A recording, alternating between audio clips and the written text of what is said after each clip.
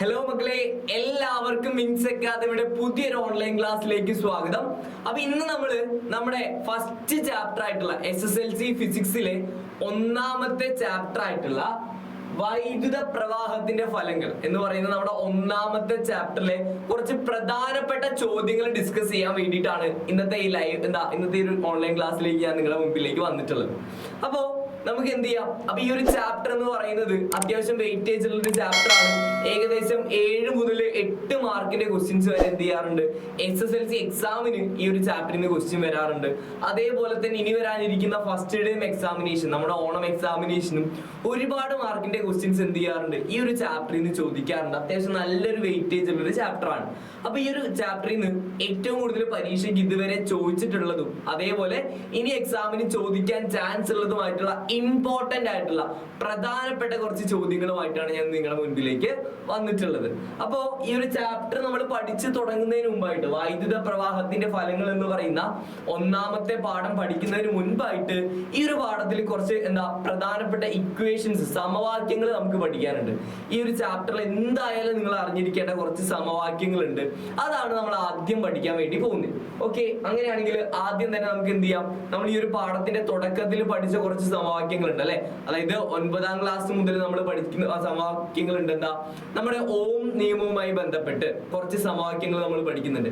അതിൽ ഒന്നാമത്തേതാണെന്ന് പറയാ, അതായത് കറന്റ് കണ്ടുപിടിക്കാനുള്ള, അതായത് കറന്റിന്റെ സിമ്പിൾ നമ്മൾ I എന്നല്ലേ അല്ലെ? കറന്റിന്റെ സിമ്പിൾ I എന്നല്ലടാ. കറന്റ് കണ്ടുപിടിക്കാനുള്ള ഇക്വേഷൻ എന്താണ്? I is equal to V/R എന്നാണ്. I is equal to V/R എന്നാണ്. ഇവിടെ V എന്ന് വെച്ചാൽ പൊട്ടൻഷ്യൽ വ്യത്യാസമാണ്, R എന്ന് വെച്ചാൽ എന്താണ്? പ്രതിരോധമാണ്. I is equal to V/R. അതേപോലെ തന്നെ നമ്മൾക്ക് പൊട്ടൻഷ്യൽ വ്യത്യാസമാണ് കണ്ടുപിടിക്കേണ്ടതെങ്കിൽ പൊട്ടൻഷ്യൽ വ്യത്യാസം V is equal to എന്താണ്? I into R ആണ്. അതായത് കറന്റ് ഇൻറ്റു പ്രതിരോധം. കറന്റ് ഇൻറ്റു പ്രതിരോധം, അതായത് V is equal to I into R. അതേപോലെ തന്നെ പ്രതിരോധം കണ്ടുപിടിക്കാനുള്ള സമവാക്യം നമുക്കറിയാം. R is equal to എന്തെന്നാ പഠിച്ചേക്കുന്നത്? R is equal to V/I. അതായത് വോൾട്ടേജ് അല്ലെങ്കിൽ പൊട്ടൻഷ്യൽ വ്യത്യാസം ഹരിക്കണം current. R is equal to V/I. ഇതാണ് ഓം നിയമവുമായി ബന്ധപ്പെട്ട് നമ്മൾ നിർബന്ധമായിട്ട് നമ്മൾ പഠിച്ചിരിക്കേണ്ട 3 ഇക്വേഷൻസ് അല്ലെങ്കിൽ 3 സമവാക്യങ്ങൾ. ഇതൊക്കെയാണ്. I is equal to V/R, V is equal to I into R, R is equal to V/I. അങ്ങനെ 3 പ്രധാനപ്പെട്ട ഇക്വേഷൻസ് എന്തായാലും നിങ്ങൾ പഠിച്ചിട്ടുണ്ടാവണം. പിന്നെ നമ്മൾ പഠിക്കുന്നത് എന്താന്ന് വെച്ചാൽ, നമ്മുടെ ഓം നിയമം പഠിച്ചു കഴിഞ്ഞാൽ പിന്നെ പഠിക്കുന്നത് എന്താണ്? കറന്റിനെ പറ്റിയിട്ടാണ് അല്ലെ ഈ ഒരു ചാപ്റ്ററിൽ പഠിക്കുന്നത്. അപ്പോ കറന്റിന്റെ, അതായത് വൈദ്യുത പ്രവാഹ തീവ്രത കണ്ടുപിടിക്കാനുള്ള അടിസ്ഥാനപരമായിട്ടുള്ള സമവാക്യം ഏതാന്ന് ചോദിച്ചാൽ, അല്ലെങ്കിൽ കറന്റ് കണ്ടുപിടിക്കുന്ന അടിസ്ഥാനപരമായിട്ടുള്ള സമവാക്യം ഏതാന്ന് ചോദിച്ചു കഴിഞ്ഞാൽ I is equal to Q/T എന്നാണ്. നമുക്കറിയാം കറണ്ട് എന്ന് വെച്ചാൽ എന്താ? ഒരു യൂണിറ്റ് സമയത്തിൽ ഒഴുകുന്ന ചാർജിന്റെ അളവിനെയാണ് നമ്മൾ എന്തെന്ന് വിളിക്കുക? കറന്റ് അല്ലെങ്കിൽ വൈദ്യുത പ്രവാഹ തീവ്രത എന്ന് പറയുന്നത്. അപ്പോ I is equal to Q/T. ഇവിടെ Q എന്ന് വെച്ചാൽ എന്താ? ചാർജ് ആണ്. Q എന്ന് വെച്ചാല് വൈദ്യുത ചാർജ് ആണ്. T എന്ന് വെച്ചാൽ എന്താ? സമയമാണ്. അപ്പൊ I is equal to Q/T. ഇതാണ് കറന്റ് കണ്ടുപിടിക്കാനുള്ള അല്ലെങ്കിൽ വൈദ്യുത പ്രവാഹ തീവ്രത കണ്ടുപിടിക്കാനുള്ള അടിസ്ഥാനപരമായിട്ടുള്ള ഇക്വേഷൻസ് അല്ലെങ്കിൽ സമവാക്യം എന്ന് പറയുന്നത്. ഇനി Q കണ്ടുപിടിക്കാൻ, നമുക്ക് Q കണ്ടുപിടിക്കാനുള്ള സമവാക്യം എന്താ? Q is equal to I into T എന്നാണ്. Q is equal to I into T. Q is equal to I into T എന്നുള്ളതാണ് എന്ത് പറയാ? ചാർജ്, വൈദ്യുത ചാർജ് കണ്ടുപിടിക്കാനുള്ള സമവാക്യമാണ്. വൈദ്യുത charge Q is equal to current into time അല്ലെ, current into സമയം. അതാണ് എന്തെന്ന് പറയാ? Q is equal to I into T. ഇനി ഈ ഒരു പാഠത്തിൽ നമ്മൾ ജൂൾ നിയമം എന്ന് പറഞ്ഞിട്ട് ഒരു പ്രധാനപ്പെട്ട ഒരു നിയമം പഠിക്കുന്നുണ്ട് അല്ലെ. അതായത് ഒരു ചാലകത്തിലൂടെ വൈദ്യുതി കടന്നു പോകുമ്പോൾ അതിന് ചുറ്റും എന്തുണ്ടാവും? ഒരു താപോർജം ഉണ്ടാകുന്നു എന്നാണ് നമ്മളെ എന്ത് പഠിപ്പിച്ചിട്ടുള്ളത്?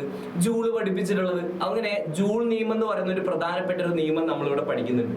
അപ്പൊ ജൂൾ നിയമത്തില് താപോർജം കണ്ടുപിടിക്കാനായിട്ട്, താപോർജത്തിന്റെ സിമ്പൽ എന്താന്ന് ചോദിച്ചാൽ H എന്നാണ് നമ്മൾ പറയുക. താപോർജത്തിന്റെ സിമ്പൽ എന്താണ്? H എന്നാണ് പറയുക. അപ്പൊ താപോർജം കണ്ടുപിടിക്കാനായിട്ട് പ്രധാനമായിട്ട് നമ്മൾ 3 ഇക്വേഷൻസ്, 3 സമവാക്യങ്ങളാണ് പഠിക്കുന്നത്.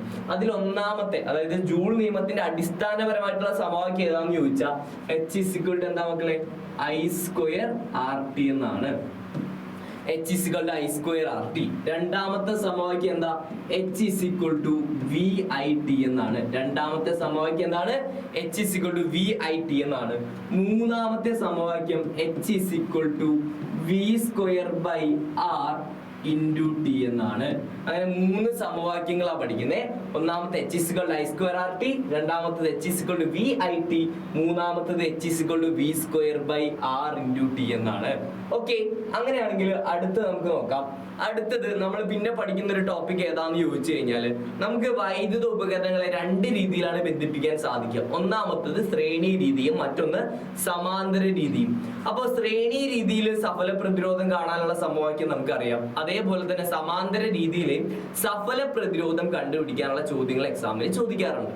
അപ്പൊ ആദ്യം തന്നെ നമുക്ക് എന്ത് ചെയ്യാം, ശ്രേണി രീതിയിൽ എങ്ങനെയാണ് സഫല പ്രതിരോധം കണ്ടുപിടിക്കുന്നത് നോക്കാം.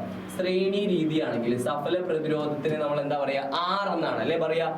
R = R1 + R2 + R3 etc. ഇതാണ് എന്തെന്ന് പറയാ. അതായത് എന്താ, ശ്രേണി രീതിയാണെങ്കിൽ സഫല പ്രതിരോധം കണ്ടുപിടിക്കുന്നത് ഇങ്ങനെയാണ്. ഇനി സമാന്തര രീതിയാണെങ്കിലോ സഫല പ്രതിരോധം എങ്ങനെയാണ് കണ്ടുപിടിക്കുക? സമാന്തര രീതിയാണെങ്കിൽ സഫല പ്രതിരോധം 1/R എന്നാ പറയാ. 1/R = 1/R1 + 1/R2 + 1/R3 etc. ഇതാണ് എന്തെന്ന് പറയാ സമാന്തര രീതിയിൽ സഫല പ്രതിരോധം കണ്ടുപിടിക്കാനുള്ള സമവാക്യം. ഇനി 2 പ്രതിരോധങ്ങൾ, ഇപ്പൊ ഇവിടേക്ക് എന്താ, 2ൽ കൂടുതൽ പ്രതിരോധങ്ങൾ ഉണ്ട് അല്ലെ. അപ്പൊ ഈ R1, R2, R3 എന്നൊക്കെ പറയുന്നത് ഓരോ പ്രതിരോധകത്തിന്റെയും മൂല്യങ്ങളാണ്. ഇവിടെ 2ൽ കൂടുതൽ പ്രതിരോധങ്ങളുണ്ട്. ഇപ്പൊ നിങ്ങൾ വിചാരിക്കുകയാണ്, ഇപ്പൊ 2 പ്രതിരോധങ്ങളുടെ മാത്രം സഫല പ്രതിരോധം കണ്ടുപിടിക്കാൻ പറഞ്ഞു കഴിഞ്ഞാല് നമ്മുടെ സമാന്തര രീതിയിൽ നിങ്ങളുടെ സപ്പോസ് വിചാരിക്കുക 2 പ്രതിരോധങ്ങൾ മാത്രമേ ഉള്ളൂ എന്ന് വിചാരിക്കുക. അങ്ങനെയാണെങ്കിൽ സഫല പ്രതിരോധം കാണാനുള്ള സമവാക്യം എന്താണ്? R = R1 × R2 / R1 + R2 എന്നാണ് സമവാക്യം. ഓക്കെ, ഇത് എപ്പോ മാത്രമേ നമുക്ക് ഉപയോഗിക്കാൻ പറ്റുള്ളൂ? ഇതിന്റെ കണ്ടീഷൻ ഉണ്ട്. എപ്പോ മാത്രമേ ഇത് ഉപയോഗിക്കാൻ പറ്റുള്ളൂ?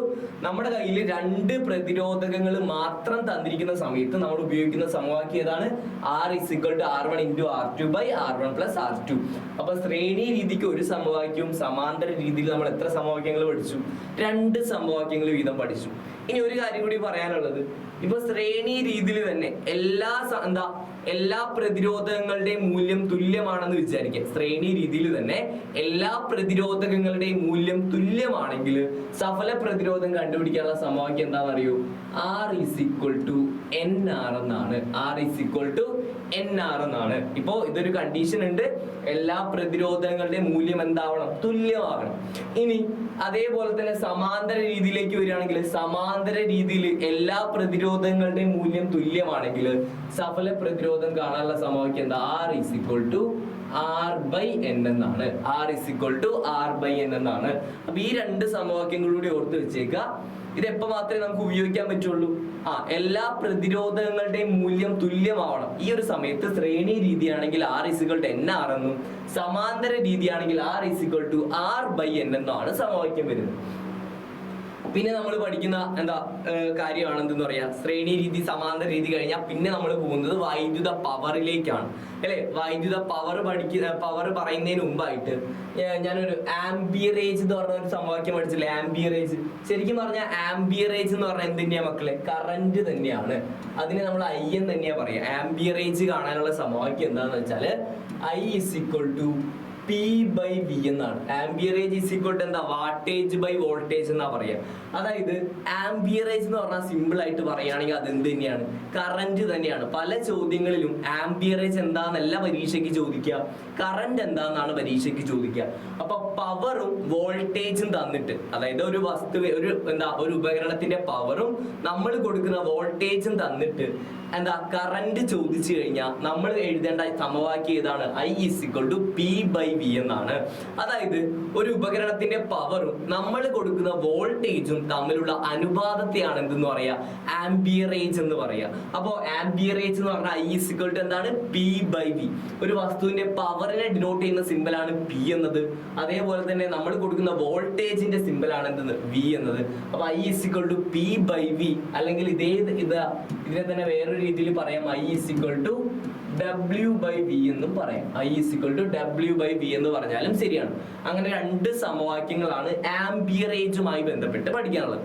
ഇനി ഏറ്റവും അവസാനത്തെ ടോപ്പിക് ആണ് എന്തെന്ന് പറഞ്ഞാൽ ഇക്വേഷനുമായി ബന്ധപ്പെട്ട ഏറ്റവും അവസാനത്തെ ടോപ്പിക് ഏതാന്ന് ചോദിച്ചാൽ വൈദ്യുത പവർ ആണ്. എന്താ വൈദ്യുത പവർ എന്ന് വെച്ചാൽ ഒരു യൂണിറ്റ് സമയം കൊണ്ട് നമ്മൾ ഉപയോഗിക്കുന്ന അല്ലെങ്കിൽ ഒരു ഉപകരണം ഉപയോഗിക്കുന്ന വൈദ്യുത ഊർജത്തിന്റെ അളവിനെയാണ് എന്തെന്ന് പറയാ വൈദ്യുത പവർ എന്ന് പറയും. അപ്പൊ വൈദ്യുത പവർ കണ്ടുപിടിക്കാൻ ശരിക്കും 4 സമവാക്യങ്ങളാണുള്ളത്. വൈദ്യുത പവർ കണ്ടുപിടിക്കാൻ 4 സമവാക്യങ്ങളാണ് ഈ ഒരു ചാപ്റ്ററിൽ നമ്മൾ പഠിക്കുന്നത്. അപ്പൊ ആദ്യത്തെ സമവാക്യം ഇതാണ്, പവർ P = h/t എന്നാണ്. പവർ P = എന്താ h/t എന്നാണ് ആദ്യത്തെ സമവാക്യം. അപ്പൊ പവർ കണ്ടുപിടിക്കാനുള്ള ആദ്യത്തെ സമവാക്യം ഇതാണ്. രണ്ടാമത്തെ സമവാക്യം നമ്മൾ ജൂൾ നിയമത്തിന്റെ 3 സമവാക്യങ്ങൾ പഠിച്ച ഒരാൾക്ക് ഇത് കാണാതെ പഠിക്കേണ്ട ഒരു ആവശ്യവും. കാരണം ഇവിടെ ജൂൾ നിയമത്തിന്റെ അടിസ്ഥാന ഇക്വേഷൻ നോക്കി h = I²RT എന്നല്ലേ, അതിന് ആ ടി അങ്ങോട്ട് കളഞ്ഞാൽ മതി. അപ്പൊ പവർ P = എന്താവും I²R. അപ്പൊ എന്താ പവർ കാണാനുള്ള രണ്ടാമത്തെ സമവാക്യം പവർ P = I²R. ഇനി ജൂൾ നിയമത്തിന്റെ രണ്ടാമത്തെ സമവാക്യം എന്താ, h = VIT എന്നല്ലേ, ആ ടി അങ്ങോട്ട് കളഞ്ഞാൽ മതി. പവർ P = എന്ത് കിട്ടും, VI എന്ന് കിട്ടും. പവർ P = എന്താ കിട്ടുക, VI എന്ന് കിട്ടും. അതേപോലെ ഏറ്റവും അവസാനത്തെ സമവാക്യം നോക്കി h = V²/R × T എന്നല്ലേ, ഇവിടെ നിന്നും ആ ടി അങ്ങോട്ട് കളഞ്ഞു കഴിഞ്ഞാൽ എന്തായിരിക്കും സമവാക്യം, പവർ P = V²/R. അപ്പോ 4 സമവാക്യങ്ങളാണ് വൈദ്യുത പവർ കണ്ടുപിടിക്കാൻ വേണ്ടി നമുക്ക് എന്തായാലും നമ്മൾ പഠിച്ചിരിക്കേണ്ട 4 സമവാക്യങ്ങളാണ്. ഒന്നാമത്തേത് പവർ P = h/t, രണ്ടാമത്തേത് പവർ P = I²R, മൂന്നാമത്തേത് പവർ P = VI, നാലാമത്തേത് പവർ P = V²/R. അങ്ങനെ ഈ ഒരു പാഠത്തിന്റെ ഏറ്റവും വലിയ പ്രത്യേകത എന്താന്ന് വെച്ചാൽ കുറച്ച് പ്രോബ്ലംസ്, പിന്നെ കുറച്ച് തിയറി, അങ്ങനെ പോകുന്ന ഒരു പാഠമാണ്. അപ്പൊ ഒരുപാട് പ്രോബ്ലംസ് ഈ ഒരു ചാപ്റ്ററിന് എപ്പോഴും എക്സാമിന് ചോദിക്കാറുണ്ട്. അപ്പൊ നമ്മൾ ഈ ഒരു പാഠത്തിലുള്ള അടിസ്ഥാനമായിട്ട് നമ്മൾ പഠിച്ചിരിക്കേണ്ട എല്ലാ സമവാക്യങ്ങളും നമ്മളിപ്പോ ബോർഡിൽ എഴുതിയിട്ടുണ്ട്. അപ്പൊ ഇത് ആദ്യം പഠിച്ചതിന് ശേഷമാണ് നമ്മൾ എന്ത് ചെയ്യാൻ പോകുന്നത്, നമ്മുടെ ഇമ്പോർട്ടന്റ് ആയിട്ടുള്ള പ്രധാനപ്പെട്ട കുറച്ച് ചോദ്യങ്ങളിലേക്ക് നമ്മൾ പോകാൻ പോകുന്നത്. ഓക്കെ, അങ്ങനെയാണെങ്കിൽ മക്കൾ എല്ലാവരും സെറ്റ് ആണെന്ന് വിചാരിക്കുന്നു. ഇതെല്ലാവരും ഒന്ന് എഴുതി നോട്ട് ചെയ്ത് വെക്കുക. ഇതൊന്ന് സ്ക്രീൻഷോട്ട് എടുത്ത് എല്ലാവരും ഒന്ന് എഴുതി വെച്ചേക്കുക. ഓക്കെ, എന്നിട്ട് നമുക്ക് എന്ത് ചെയ്യാം, നമ്മുടെ ആദ്യത്തെ ചോദ്യത്തിലേക്ക് പോവാം. നമ്മുടെ ഇമ്പോർട്ടന്റ് ക്വസ്റ്റ്യൻസ് ഡിസ്കസ് ചെയ്യുന്ന ഈ ഒരു സെഷനിലെ ഫസ്റ്റ് ക്വസ്റ്റ്യൻ ആണ്. ആദ്യത്തെ ചോദ്യം ഇതാണ്, വൈദ്യുത ബൾബിന് നേരെ എന്തെന്നാ എഴുതിയേക്കുന്നത്, പ്രകാശഫലം എന്നാണ് എഴുതിയേക്കുന്നത്. വൈദ്യുത ബൾബിന് നേരെ പ്രകാശഫലം എന്നാണ് എഴുതിയിരിക്കുന്നത്. അതായത് ഒരു വൈദ്യുത ബൾബ് പ്രവർത്തിക്കുന്നത് വൈദ്യുത പ്രവാഹത്തിന്റെ പ്രകാശഫലത്തിന്റെ അടിസ്ഥാനത്തിലാണ്. നമ്മൾ ഈ ഒരു പാഠത്തിന്റെ പേര് തന്നെ അതാണ് അല്ലെ, വൈദ്യുത പ്രവാഹത്തിന്റെ ഫലങ്ങൾ എന്നാണ്. ഈ ഒരു പാഠത്തിൽ നമ്മൾ 2 പ്രധാനപ്പെട്ട ഫലങ്ങളെ കുറിച്ചാണ് പഠിക്കുന്നത്. ഒന്ന് വൈദ്യുത പ്രവാഹത്തിന്റെ താപഫലത്തെ കുറിച്ചും, രണ്ടാമത്തത് വൈദ്യുത പ്രവാഹത്തിന്റെ പ്രകാശഫലത്തെ കുറിച്ചാണ്. അപ്പൊ വൈദ്യുത ബൾബ് പ്രവർത്തിക്കുന്നത് പ്രകാശഫലത്തിന്റെ അടിസ്ഥാനത്തിലാണെങ്കിൽ സുരക്ഷാ ഫ്യൂസ് എന്ന് പറയുന്ന ഉപകരണം ഏത് ഫലത്തിന്റെ അടിസ്ഥാനത്തിലായിരിക്കും പ്രവർത്തിക്കുന്നത്, ഏത് ഫലത്തിന്റെ അടിസ്ഥാനത്തിലായിരിക്കും, അതായത് സുരക്ഷാ ഫ്യൂസ് പ്രവർത്തിക്കുന്നത് താപഫലത്തിന്റെ അടിസ്ഥാനത്തിലായിരിക്കും.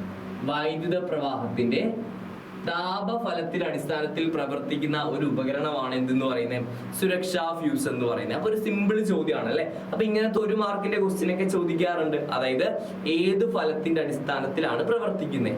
ഇപ്പോ ഒരു ഉദാഹരണം പറയുകയാണെങ്കിൽ നമ്മുടെ വീട്ടിലൊരു ഫാൻ ഉണ്ടാവും അല്ലെ. അപ്പൊ ഒരു ഫാൻ പ്രവർത്തിക്കുന്നത് ഏത് ഫലത്തിന്റെ അടിസ്ഥാനത്തിലാണ്, അവിടെ നടക്കുന്ന ഊർജ്ജമാറ്റം എന്താന്ന് നോക്കുക. വൈദ്യുതോർജ്ജം യാന്ത്രികോർജ്ജമായി മാറല്ലേ. അപ്പൊ അവിടുത്തെ ഫലം ഏതാണ്, യാന്ത്രിക ഫലമാണ്.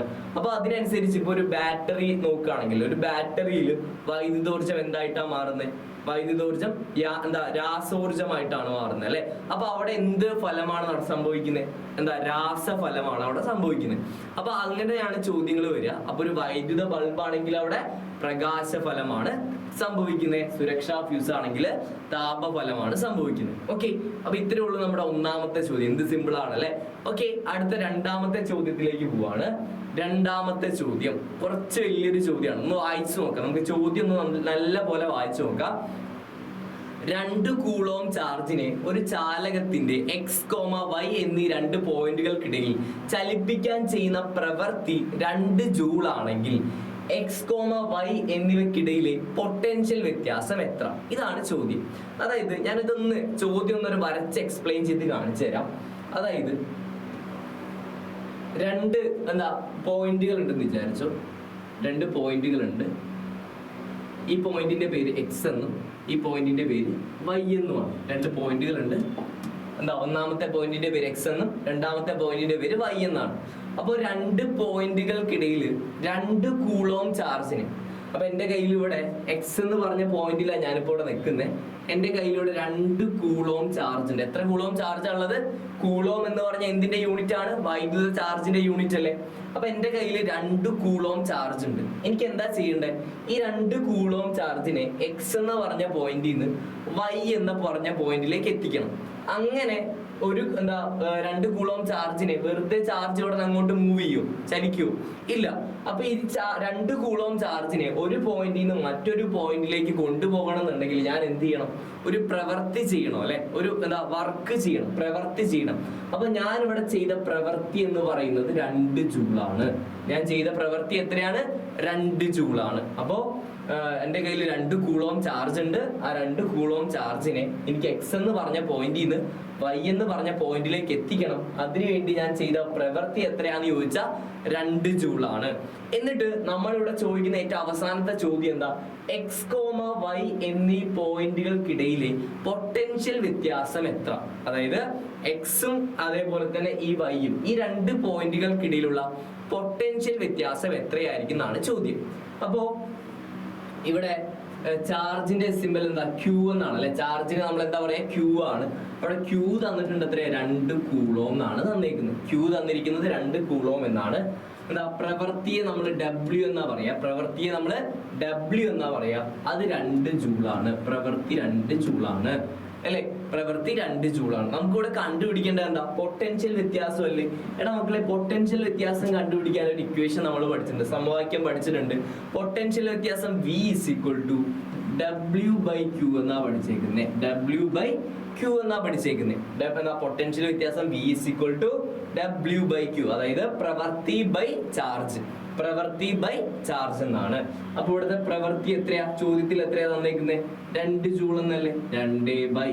അതേപോലെ തന്നെ ചാർജ് എത്രയാ തന്നേക്കുന്നത്? 2 അല്ലെ? അപ്പൊ 2/2 ചെയ്താൽ എത്രയാ കിട്ടുക നമുക്ക്? 1 എന്നാണ് ഉത്തരം കിട്ടുക അല്ലെ? 2/2 ചെയ്യുമ്പോൾ നമുക്ക് കിട്ടുന്ന ആൻസർ 1 വോൾട്ട്. അപ്പോ ഈ 2 പോയിന്റുകൾക്കിടയിലുള്ള ഈ എക്സ് കോമ വൈ എന്നീ 2 പോയിന്റുകൾക്കിടയിലുള്ള പൊട്ടൻഷ്യൽ വ്യത്യാസം എത്രയാണ്? 1 വോൾട്ട് ആണ്. അപ്പോ 2 കൂളോം ചാർജിനെ ഒരു പോയിന്റിൽ നിന്ന് മറ്റൊരു പോയിന്റിലേക്ക് നീക്കാൻ ചെയ്യുന്ന പ്രവൃത്തി 2 ജൂൾ ആണെങ്കിൽ ഈ 2 പോയിന്റുകൾക്കിടയിലുള്ള പൊട്ടൻഷ്യൽ വ്യത്യാസം നമ്മൾ കണ്ടുപിടിച്ചു. ഏത് സമവാക്യം വെച്ചിട്ടാ? V = W/Q എന്നുള്ള സമവാക്യം വെച്ച് കണ്ടുപിടിച്ചു. പൊട്ടൻഷ്യൽ വ്യത്യാസം 1 വോൾട്ട് ആണ്. ഓക്കെ, സിമ്പിൾ ആണ് അല്ലെ? അപ്പോ 2 ചോദ്യങ്ങൾക്ക് ഉത്തരം നമ്മൾ എഴുതിയേക്കാണ്. അപ്പൊ നമ്മുടെ മൂന്നാമത്തെ ചോദ്യത്തിലേക്ക് നമുക്ക് പോവാം. മൂന്നാമത്തെ ചോദ്യം എന്താണ്? 230 വോൾട്ടിൽ പ്രവർത്തിക്കുന്ന ഒരു ബൾബിന്റെ പവർ 40 വാട്ടാണ്. ഇതാണ് ചോദ്യത്തിന്റെ ആദ്യത്തെ സ്റ്റേറ്റ്മെന്റ് ആയിട്ട് തന്നിരിക്കുന്നത്. അതായത് 240 വോൾട്ട് പൊട്ടൻഷ്യൽ വ്യത്യാസത്തിൽ പ്രവർത്തിക്കുന്ന ഒരു ബൾബിന്റെ പവർ തന്നിരിക്കുകയാണ് 40 വാട്ട് എന്നാണ് തന്നിരിക്കുന്നത്. അപ്പൊ ആദ്യത്തെ ചോദ്യം ഇതിൽ എ ക്വസ്റ്റ്യൻ എന്താ പറയുന്നത്? ഈ ബൾബിന്റെ പ്രതിരോധം എത്രയാണ്? അപ്പൊ എ ക്വസ്റ്റ്യൻ ആയിട്ട് തന്നിരിക്കുന്നത് ഈ ബൾബിന്റെ പ്രതിരോധം എത്രയാണ്. അപ്പൊ ഇങ്ങനെ ഒരു ചോദ്യം കണ്ടു കഴിഞ്ഞാൽ നമ്മൾ ആദ്യം ചെയ്യേണ്ടത് എന്താന്ന് വെച്ചാൽ തന്നിരിക്കുന്ന മൂല്യങ്ങൾ എടുത്ത് എഴുതുക എന്നുള്ളതാണ് നമ്മൾ ആദ്യം ചെയ്യേണ്ടത്. ഇവിടെ നോക്കുക, ഇവിടെ എ ക്വസ്റ്റ്യൻ ചെയ്യാൻ പോവാണ് നമ്മള്. എ ക്വസ്റ്റ്യൻ ചെയ്യുമ്പോൾ ഇവിടെ തന്നിരിക്കുന്ന കാര്യങ്ങൾ എന്തൊക്കെയാ? ആദ്യം പൊട്ടൻഷ്യൽ വ്യത്യാസം തന്നിട്ടുണ്ട് അല്ലെ? പൊട്ടൻഷ്യൽ വ്യത്യാസം V = 240 വോൾട്ട് ആണെന്ന് തന്നിട്ടുണ്ട് അല്ലെ? അതിനുശേഷം എന്താ തന്നിരിക്കുന്നത്? അതിനുശേഷം ഇവിടെ തന്നിരിക്കുന്നത് ബൾബിന്റെ പവർ ആണ്. ബൾബിന്റെ പവർ തന്നിരിക്കുന്നത് 40 വാട്ടാണ് അല്ലെ? വാട്ട് എന്നുള്ളത് എന്താ? പവറിന്റെ യൂണിറ്റ് ആണ്. പവറിന്റെ സിമ്പിൾ P ആണ്. അപ്പൊ ഒരു നമ്മൾ കൊടുക്കുന്ന വോൾട്ടേജും അതേപോലെ തന്നെ ആ ബൾബിന്റെ പവറും തന്നിരിക്കുകയാണ്. പവർ 40 വാട്ടാണ്. എ ക്വസ്റ്റ്യൻ ആയിട്ട് ചോദിച്ചിരിക്കുന്നത് എന്താണ്? പ്രതിരോധം കണ്ടെത്തുക എന്നാണ്. പ്രതിരോധമാണ് കണ്ടെത്തേണ്ടത് അല്ലെ? അപ്പോ നമ്മൾ പവർ കാണാനുള്ള സമവാക്യങ്ങൾ നമുക്ക് അറിയാം അല്ലെ? പവർ കാണാനുള്ള സമവാക്യങ്ങൾ എന്താ?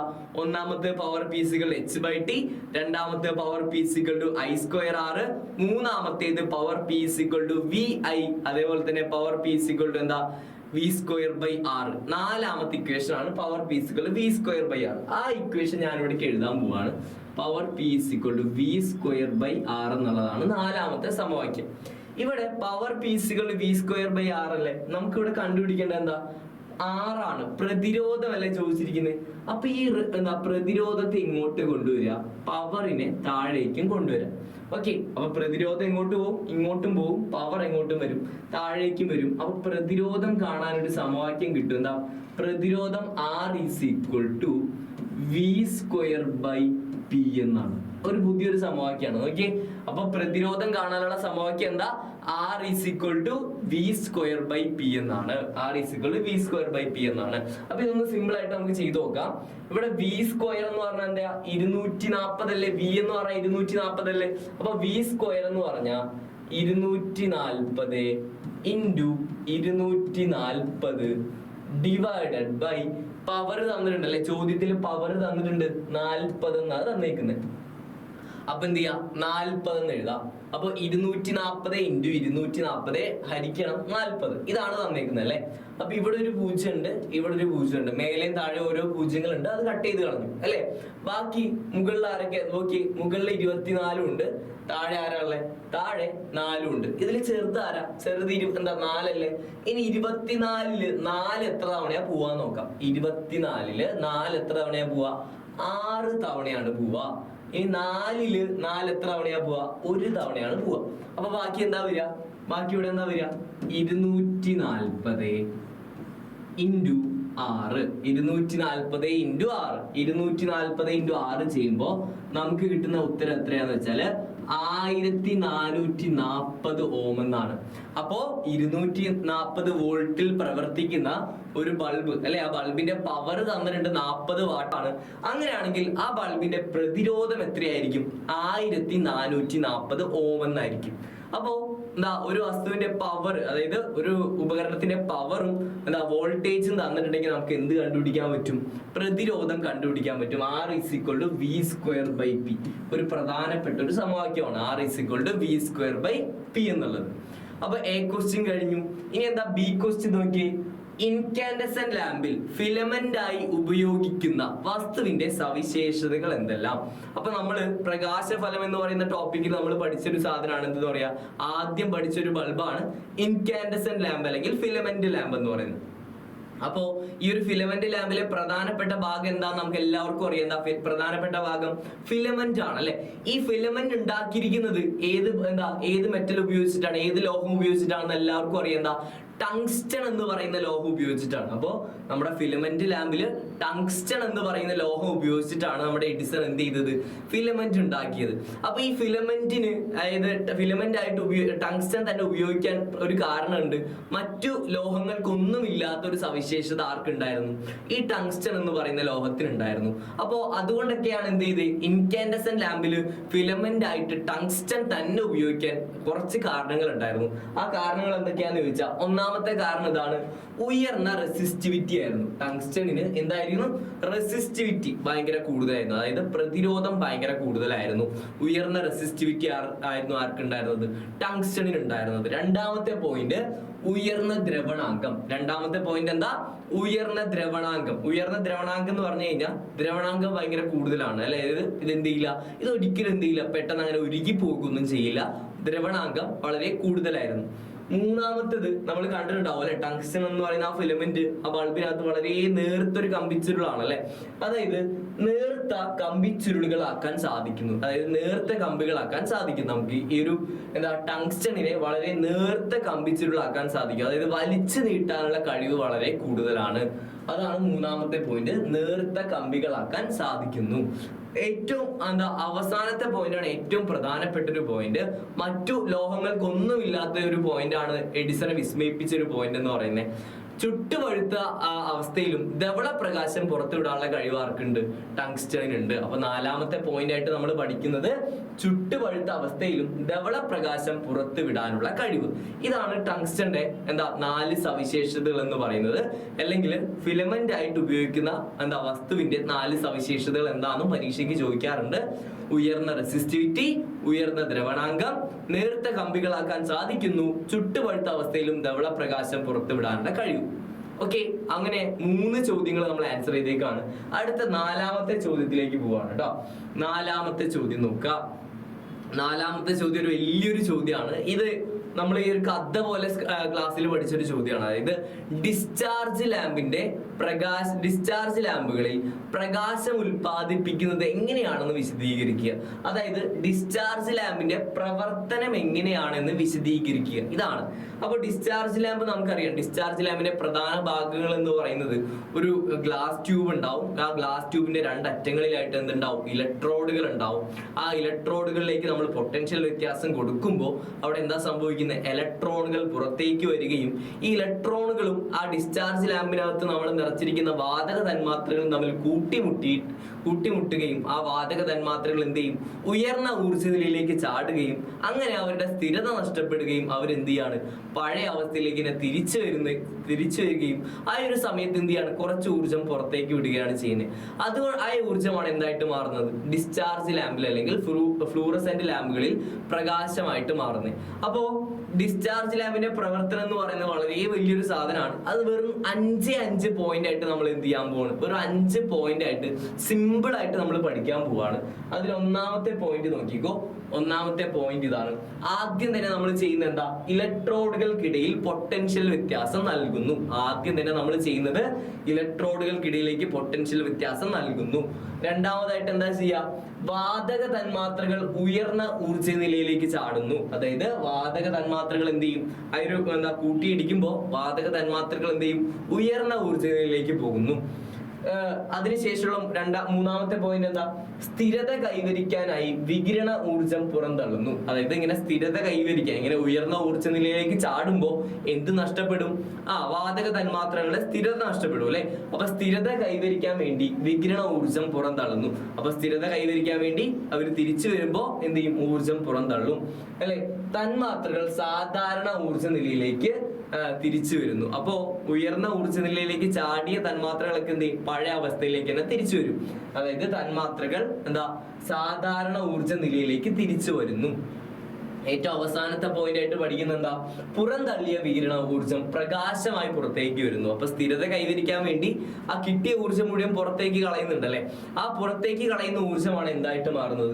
പ്രകാശമായിട്ട്, അതായത് നമ്മൾ കാണുന്ന ധവള പ്രകാശമായിട്ട് പുറത്തേക്ക് വരുന്നത്. അപ്പൊ ഒരു 5 പോയിന്റ് പഠിച്ചാൽ നിങ്ങൾക്ക് 2 മാർക്ക് എക്സാമിന് ഷുവർ ആയിട്ടും കിട്ടുന്ന ഒരു ചോദ്യമാണ്. ഡിസ്ചാർജ് ലാമ്പിന്റെ പ്രവർത്തനം എന്താണെന്നായിരിക്കും പരീക്ഷയ്ക്ക് ചോദിക്കുക. അല്ലെങ്കിൽ ഒരു ഡിസ്ചാർജ് ലാമ്പ് പ്രകാശം ഉൽപ്പാദിപ്പിക്കുന്നത് എങ്ങനെയായിരിക്കും എന്നാണ് പരീക്ഷയ്ക്ക് ചോദിക്കുക. അപ്പൊ 2 രീതിയിലും ചോദ്യങ്ങൾ വരാം. അപ്പൊ 4 ചോദ്യങ്ങൾ പഠിച്ചു. ഇനി 5ാമത്തെ ചോദ്യത്തിലേക്ക് പോകാൻ പോവാണ്. 5ാമത്തെ ചോദ്യം എന്ന് പറയുന്നത് വീണ്ടും ഒരു പ്രോബ്ലം ആണ്. വീണ്ടും ഒരു പ്രോബ്ലം വന്നേക്കാണ്. ആ ചോദ്യത്തിന്റെ സ്റ്റേറ്റ്മെന്റ് നമുക്കൊന്ന് വായിക്കാം. 200 വോൾട്ടിൽ പ്രവർത്തിക്കുന്ന ഒരു വൈദ്യുത ഉപകരണത്തിന്റെ പവർ 500 വാട്ടാണ്. അതായത് 200 വോൾട്ടിലാണ് ഒരു ഉപകരണം പ്രവർത്തിച്ചുകൊണ്ടിരിക്കുന്നത്. ആ ഉപകരണത്തിന്റെ പവർ തന്നിട്ടുണ്ട് എത്രയാ? 500 വാട്ടാണ്. അപ്പൊ നമുക്ക് ആദ്യം തന്നെ തന്നിരിക്കുന്നത് എന്തൊക്കെയാന്ന് എടുത്ത് എഴുതാം. അപ്പൊ നോക്കുക, പവർ തന്നിട്ടുണ്ട് അല്ലെ. പവർ തന്നിരിക്കുന്നത് 500 വാട്ട് എന്നാണ്. അതേപോലെ തന്നെ ഈ ഉപകരണം പ്രവർത്തിക്കുന്ന വോൾട്ടേജ് തന്നിട്ടുണ്ട്. വോൾട്ടേജ് തന്നിരിക്കുന്നത് 200 വോൾട്ട് എന്നാണ്. ഓക്കെ, അപ്പൊ ഇത് രണ്ടുമാണ് തന്നേക്കുന്നത്. എന്നിട്ട് ക്വസ്റ്റ്യൻ ആയിട്ട് ചോദിക്കുന്നത് എന്താ? ഈ ഉപകരണത്തിലൂടെ പ്രവഹിക്കുന്ന കറന്റ് എത്രയാണ്? മക്കളെ, ഞാൻ നേരത്തെ പറഞ്ഞു, പവറും വോൾട്ടേജും നമുക്ക് തന്നിട്ട്, അതായത് ഒരു ഉപകരണത്തിന്റെ പവറും നമ്മൾ കൊടുക്കുന്ന വോൾട്ടേജും തന്നിട്ട് കറണ്ട് എന്താന്ന് ചോദിച്ചു കഴിഞ്ഞാൽ അവിടെ കണ്ടുപിടിക്കേണ്ട സാധനം എന്താണ്? ആംബിയറേജ് ആണ്. ഇവിടെ എന്താ കണ്ടുപിടിക്കേണ്ടത്? ആംബിയറേജ് ആണ്. ആംബിയറേജ് എന്ന് വെച്ചാൽ എന്താ? വാട്ടേജ് ബൈ വോൾട്ടേജ് ആണ്. പവറും അതേപോലെ തന്നെ വോൾട്ടേജും തമ്മിലുള്ള അനുപാതമാണ്. അപ്പൊ ഇവിടെ കറന്റ് ആണ്. ആംബിയറേജ് എന്ന് ഉദ്ദേശിക്കുന്നത് എന്ത് തന്നെയാണ്? കറന്റ് തന്നെയാണ്. അപ്പൊ I is equal to, ഇവിടെ കറന്റിന്റെ സിമ്പൽ എന്താണെന്ന് നമുക്കറിയാം. I is equal to P/V എന്നുള്ള സമവാക്യമാണ് നമ്മൾ ഉപയോഗിക്കുക. I is equal to P/V എന്നുള്ള സമവാക്യമാണ് ഉപയോഗിക്കുക. I is equal to P/V. ഇവിടെ P എത്ര തന്നിരിക്കുന്നത്? P തന്നിരിക്കുന്നത് 500 എന്നാണ്. P ആയിട്ട് നമുക്ക് തന്നിരിക്കുന്നത് 500 എന്നാണ്. ഹരിക്കണം V തന്നിരിക്കുന്നത് എത്രയാ? 200. V തന്നിരിക്കുന്നത്, വോൾട്ടേജ് തന്നിരിക്കുന്നത് 200 എന്നാണ്. അപ്പോ മുകളിൽ 2 പൂജ്യങ്ങളുണ്ട്, താഴെ 2 പൂജ്യങ്ങളുണ്ട് അല്ലെ. മുകളിലും താഴെയുള്ള പൂജ്യങ്ങൾ കട്ട് ചെയ്ത് കളഞ്ഞു. ബാക്കി വരുന്നത് 5/2 എന്നാണ്. 5/2 എന്ന് വെച്ചാൽ എത്രയാ? 5/2 എന്ന് വെച്ചാല് 2.5 ആംപിയർ എന്നാണ്. അപ്പൊ ഇവിടുത്തെ കറണ്ട് എത്രയാണ്? അപ്പൊ എ ക്വസ്റ്റ്യൻ ആൻസർ കിട്ടി. ഈ ഉപകരണത്തിലൂടെ പ്രവഹിക്കുന്ന കറണ്ട് 2.5 ആംപിയർ കറണ്ട് ആണ് ഈ ഉപകരണത്തിലൂടെ പ്രവഹിക്കുന്നത്. അടുത്ത ബി ക്വസ്റ്റ്യൻ നോക്കിയേ. ഉപകരണത്തിൽ ഉപയോഗിക്കുന്ന ഫ്യൂസ് വയറിന്റെ ആംബിയറേജ് എത്രയായിരിക്കണം അല്ലെങ്കിൽ എത്ര ആയിരിക്കും എന്നാ ചോദിക്കുന്നത്. അതായത് എപ്പോഴും നമ്മളൊരു ഫ്യൂസ് വയർ ഉപയോഗിക്കുമ്പോൾ ആ ഉപകരണത്തിലൂടെ അല്ലെങ്കിൽ നമ്മുടെ മൊത്തം സർക്യൂട്ടിലൂടെ ഒഴുകുന്ന കറണ്ടിനനുസരിച്ചുള്ള ഫ്യൂസ് വയർ വേണം ഉപയോഗിക്കാനായിട്ട്. അപ്പൊ ഈ ഒരു ഉപകരണത്തിൽ ഏത് തരം ഫ്യൂസ് വയർ ആയിരിക്കും നമ്മൾ ഉപയോഗിക്കുക? നമ്മളിപ്പോ കണ്ടുപിടിച്ചു അല്ലെ? ഈ ഉപകരണത്തിലൂടെ ഒഴുകുന്ന കറണ്ട് 2.5 ആംപിയർ ആണ്. അങ്ങനെയാണെങ്കിൽ നമ്മൾ ഇവിടെ ഉപയോഗിക്കേണ്ട ഫ്യൂസ് വയർ എന്ന് പറയുന്നത് നമുക്ക് കിട്ടുന്ന കറണ്ട് എത്രയാണോ അതിനേക്കാൾ തൊട്ട് മുകളിലുള്ള ആംബിയറേജ് ഉള്ള ഫ്യൂസ് വയർ വേണം ഉപയോഗിക്കാനായിട്ട്. അപ്പൊ ഇവിടെ നമ്മൾക്ക് കിട്ടിയ കറണ്ട് 2.5 ആംപിയർ ആണ് അല്ലെ? അങ്ങനെയാണെങ്കിൽ നമ്മൾ ഇവിടെ ഉപയോഗിക്കേണ്ട ഫ്യൂസ് വയറിന്റെ ആംബിയറേജ് എന്ന് പറയുന്നത് 3 ആംപിയർ ആയിരിക്കും. അപ്പോ എപ്പോഴും നമ്മൾ ഒരു കാര്യം ശ്രദ്ധിക്കുക, നമ്മൾക്ക് എത്രയാണോ കറണ്ട് കിട്ടുന്നത് അതിനേക്കാൾ തൊട്ട് മുകളിലുള്ള ആംബിയറേജ് ഉള്ള ഫ്യൂസ് വയർ ആണ് ഉപയോഗിക്കാൻ. ഇവിടെ 2.5 ആകുമ്പോൾ അതിന്റെ തൊട്ട് മുകളിലുള്ള ഫ്യൂസ് വയർ 3 ആംബിയറിന്റെ ആയിരിക്കും. അപ്പോ മൂന്നാമത്തെ ചോദ്യം നോക്കുക. ഇനി മൂന്നാമത്തെ ചോദ്യം എന്താ? ഉപകരണത്തിന്റെ പ്രതിരോധം എത്രയായിരിക്കും എന്നാണ് ചോദിക്കുന്നത്. ഓക്കെ, അപ്പൊ പ്രതിരോധമാണ് കണ്ടുപിടിക്കേണ്ടത്. നമുക്കറിയാം പ്രതിരോധം കണ്ടുപിടിക്കാൻ എങ്ങനെയാ? പ്രതിരോധത്തെ എന്താ പറയാ? R എന്നാണ് അല്ലെ പറയാ. അപ്പൊ പ്രതിരോധം കണ്ടുപിടിക്കാനുള്ള സമവാക്യം നമ്മൾ ഓം നിയമത്തിൽ പഠിച്ചിട്ടുണ്ട്. R എന്താ പഠിച്ചേക്കുന്നത്? R V/I എന്നാണ്. പ്രതിരോധം കണ്ടുപിടിക്കാനുള്ള സമവാക്യം R V/I എന്നാണ്. അപ്പൊ ഇവിടെ V എത്രയാ? V ആയിട്ട് തന്നിരിക്കുന്നത് എത്രയാ? V ആയിട്ട് തന്നിരിക്കുന്നത് 200 വോൾട്ട് എന്നാണ് അല്ലെ? V തന്നിരിക്കുന്നത് 200 വോൾട്ട് എന്നാണ്, ഹരിക്കണം. അതേപോലെ തന്നെ I തന്നിരിക്കുന്നത് എത്രയാന്ന് നോക്കി. I ഇപ്പൊ നമ്മൾ കണ്ടുപിടിച്ചല്ലേ? I എന്താ? 2.5 ആംപിയർ കറണ്ട് നമ്മൾ കണ്ടുപിടിച്ചു. 2.5 ആംപിയർ. അപ്പോ 200/2.5 എന്ന് കിട്ടും. അപ്പൊ താഴെ ഒരു ദശാംശം വന്നല്ലേ? അപ്പൊ എന്താ ചെയ്യാൻ കുറച്ച് ബുദ്ധിമുട്ടാണ്. അപ്പൊ നമ്മൾ എന്ത് ചെയ്യും? ആദ്യം ദശാംശം കളയണ്ട. ഇത് ഒരു ഡെസിമൽ അല്ല, ഒരു ദശാംശം ആണെങ്കിൽ 10 കൊണ്ട് ഇൻഡ്യൂസ് ചെയ്യണം. അപ്പൊ താഴെ മാത്രം ചെയ്താൽ മതിയോ? ഇല്ല, മുകളിൽ എന്ത് ചെയ്യണം? 10 കൊണ്ട് തന്നെ ഇൻഡ്യൂസ് ചെയ്യണം. അപ്പൊ മുകളിൽ 10 കൊണ്ട് ഇൻഡ്യൂസ് ചെയ്യുമ്പോൾ 200 × 10 ചെയ്യുമ്പോൾ നമുക്ക് എത്ര കിട്ടുക? 200 × 10 ചെയ്യുമ്പോൾ നമുക്ക് 2000 എന്നാ കിട്ടുക. 2000 ഹരിക്കണം 2000 എന്നാ കിട്ടുക. ഇവിടെ 2.5 × 10 ചെയ്യുമ്പോൾ നമുക്ക് കിട്ടുന്ന ആൻസർ എത്ര? 25 എന്നാണ്. 25 എന്നാണ്. അപ്പൊ 2000 ഹരിക്കണം 25. 2000 ഹരിക്കണം 25 ചെയ്യുമ്പോൾ നമുക്ക് കിട്ടുന്ന ആൻസർ 800 ഓം എന്നാണ്. അപ്പൊ നോക്കുക, ഈ ഒരു ഉപകരണത്തിന്റെ പ്രതിരോധം എന്ന് പറയുന്നത് 800 ഓം ആണ്. അപ്പൊ പ്രതിരോധം കണ്ടുപിടിക്കാനുള്ള സമവാക്യം R V/I ആണ്. V ഓൾറെഡി തന്നിട്ടുണ്ട് 200 എന്നാണ്. 200 ഹരിക്കണം നമ്മൾ I കണ്ടുപിടിച്ചു, കറണ്ട് കണ്ടുപിടിച്ചത് 2.5 എന്നാണ്. നമുക്ക് അപ്പൊ ചെയ്യുമ്പോൾ കിട്ടുന്ന ആൻസർ എത്രയാ? 800 ഓം എന്നാണ്. അപ്പൊ ഇപ്പൊ നമ്മൾ എത്ര ക്വസ്റ്റ്യൻ കംപ്ലീറ്റ് ചെയ്തു? 5 ക്വസ്റ്റ്യൻ കംപ്ലീറ്റ് ചെയ്തേക്കാണ്. 6ാമത്തെ ചോദ്യത്തിലേക്ക് പോവാം.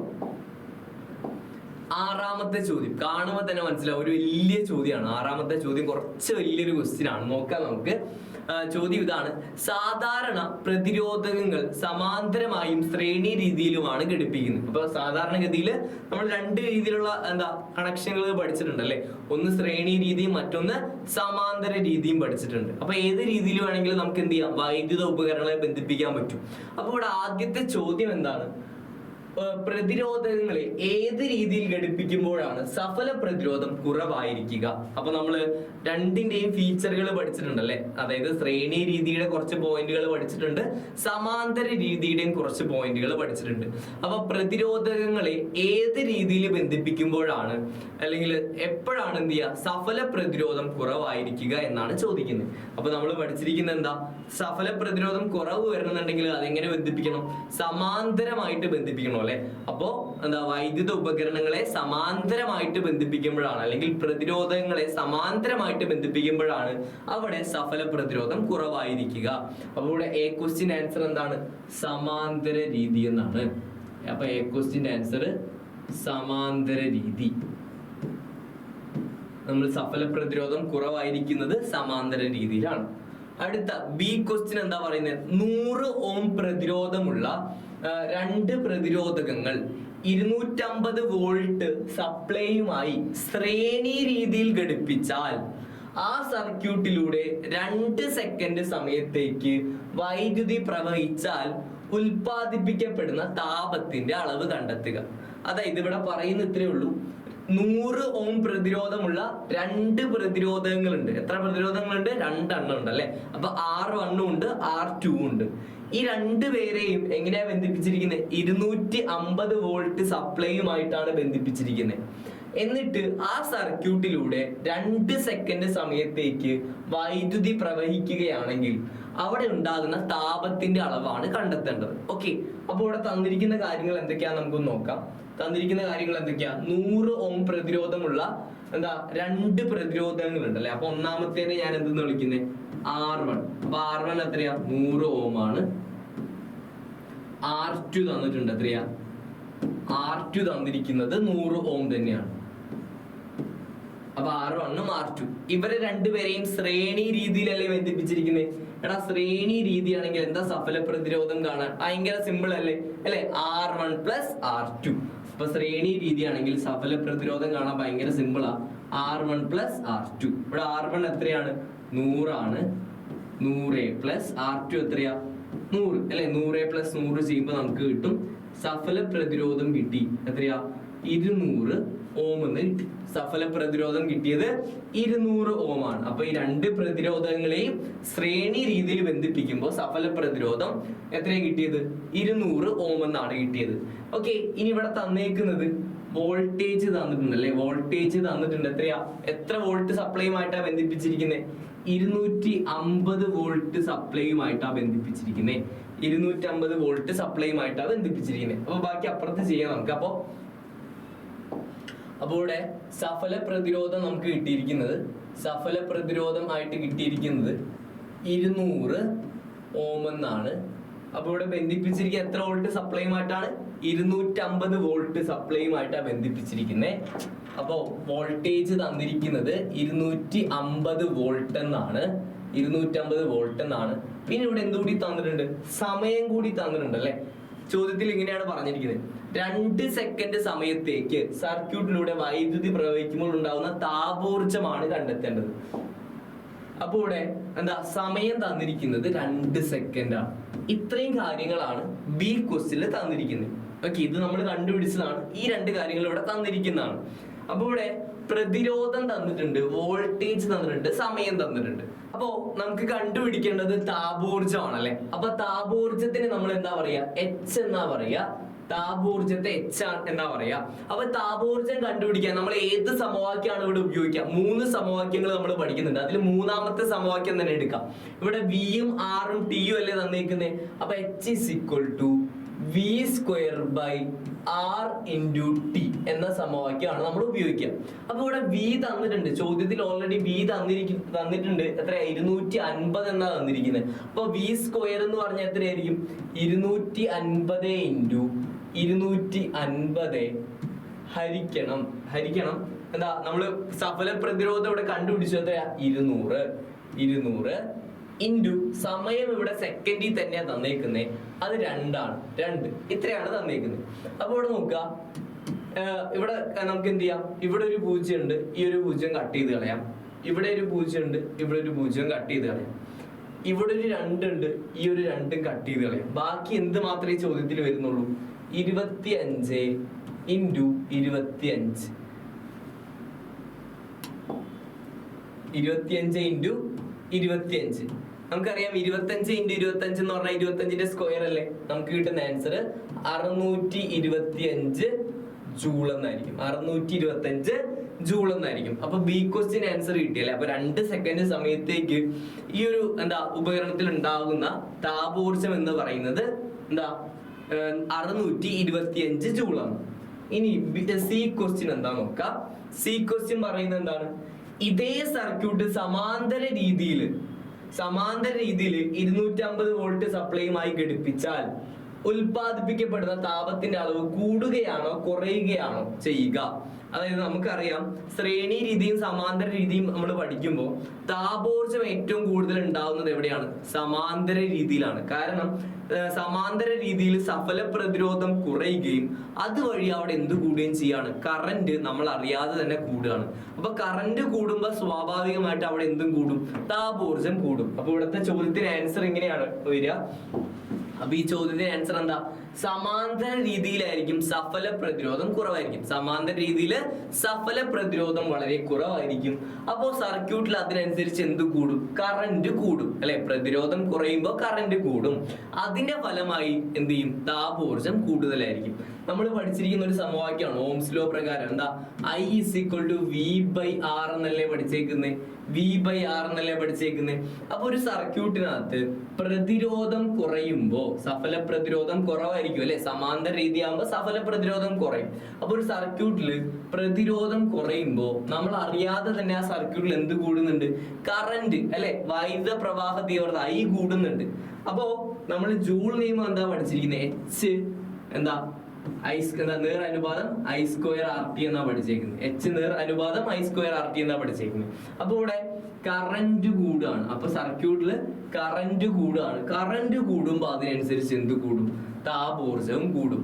അപ്പൊ ഇവിടെ ചോദിച്ചിരിക്കുന്ന ചോദ്യം ഇതാണ്, ശ്രേണി രീതിയിലാണോ സമാന്തര രീതിയിലാണോ താപോർജ്ജം കൂടുതൽ ഉണ്ടാവുക? അപ്പൊ ആൻസർ എന്താണ്, സമാന്തര രീതിയിലാണ്. അപ്പൊ സമാന്തര രീതിയില് സഫല പ്രതിരോധം കുറവായിരിക്കും.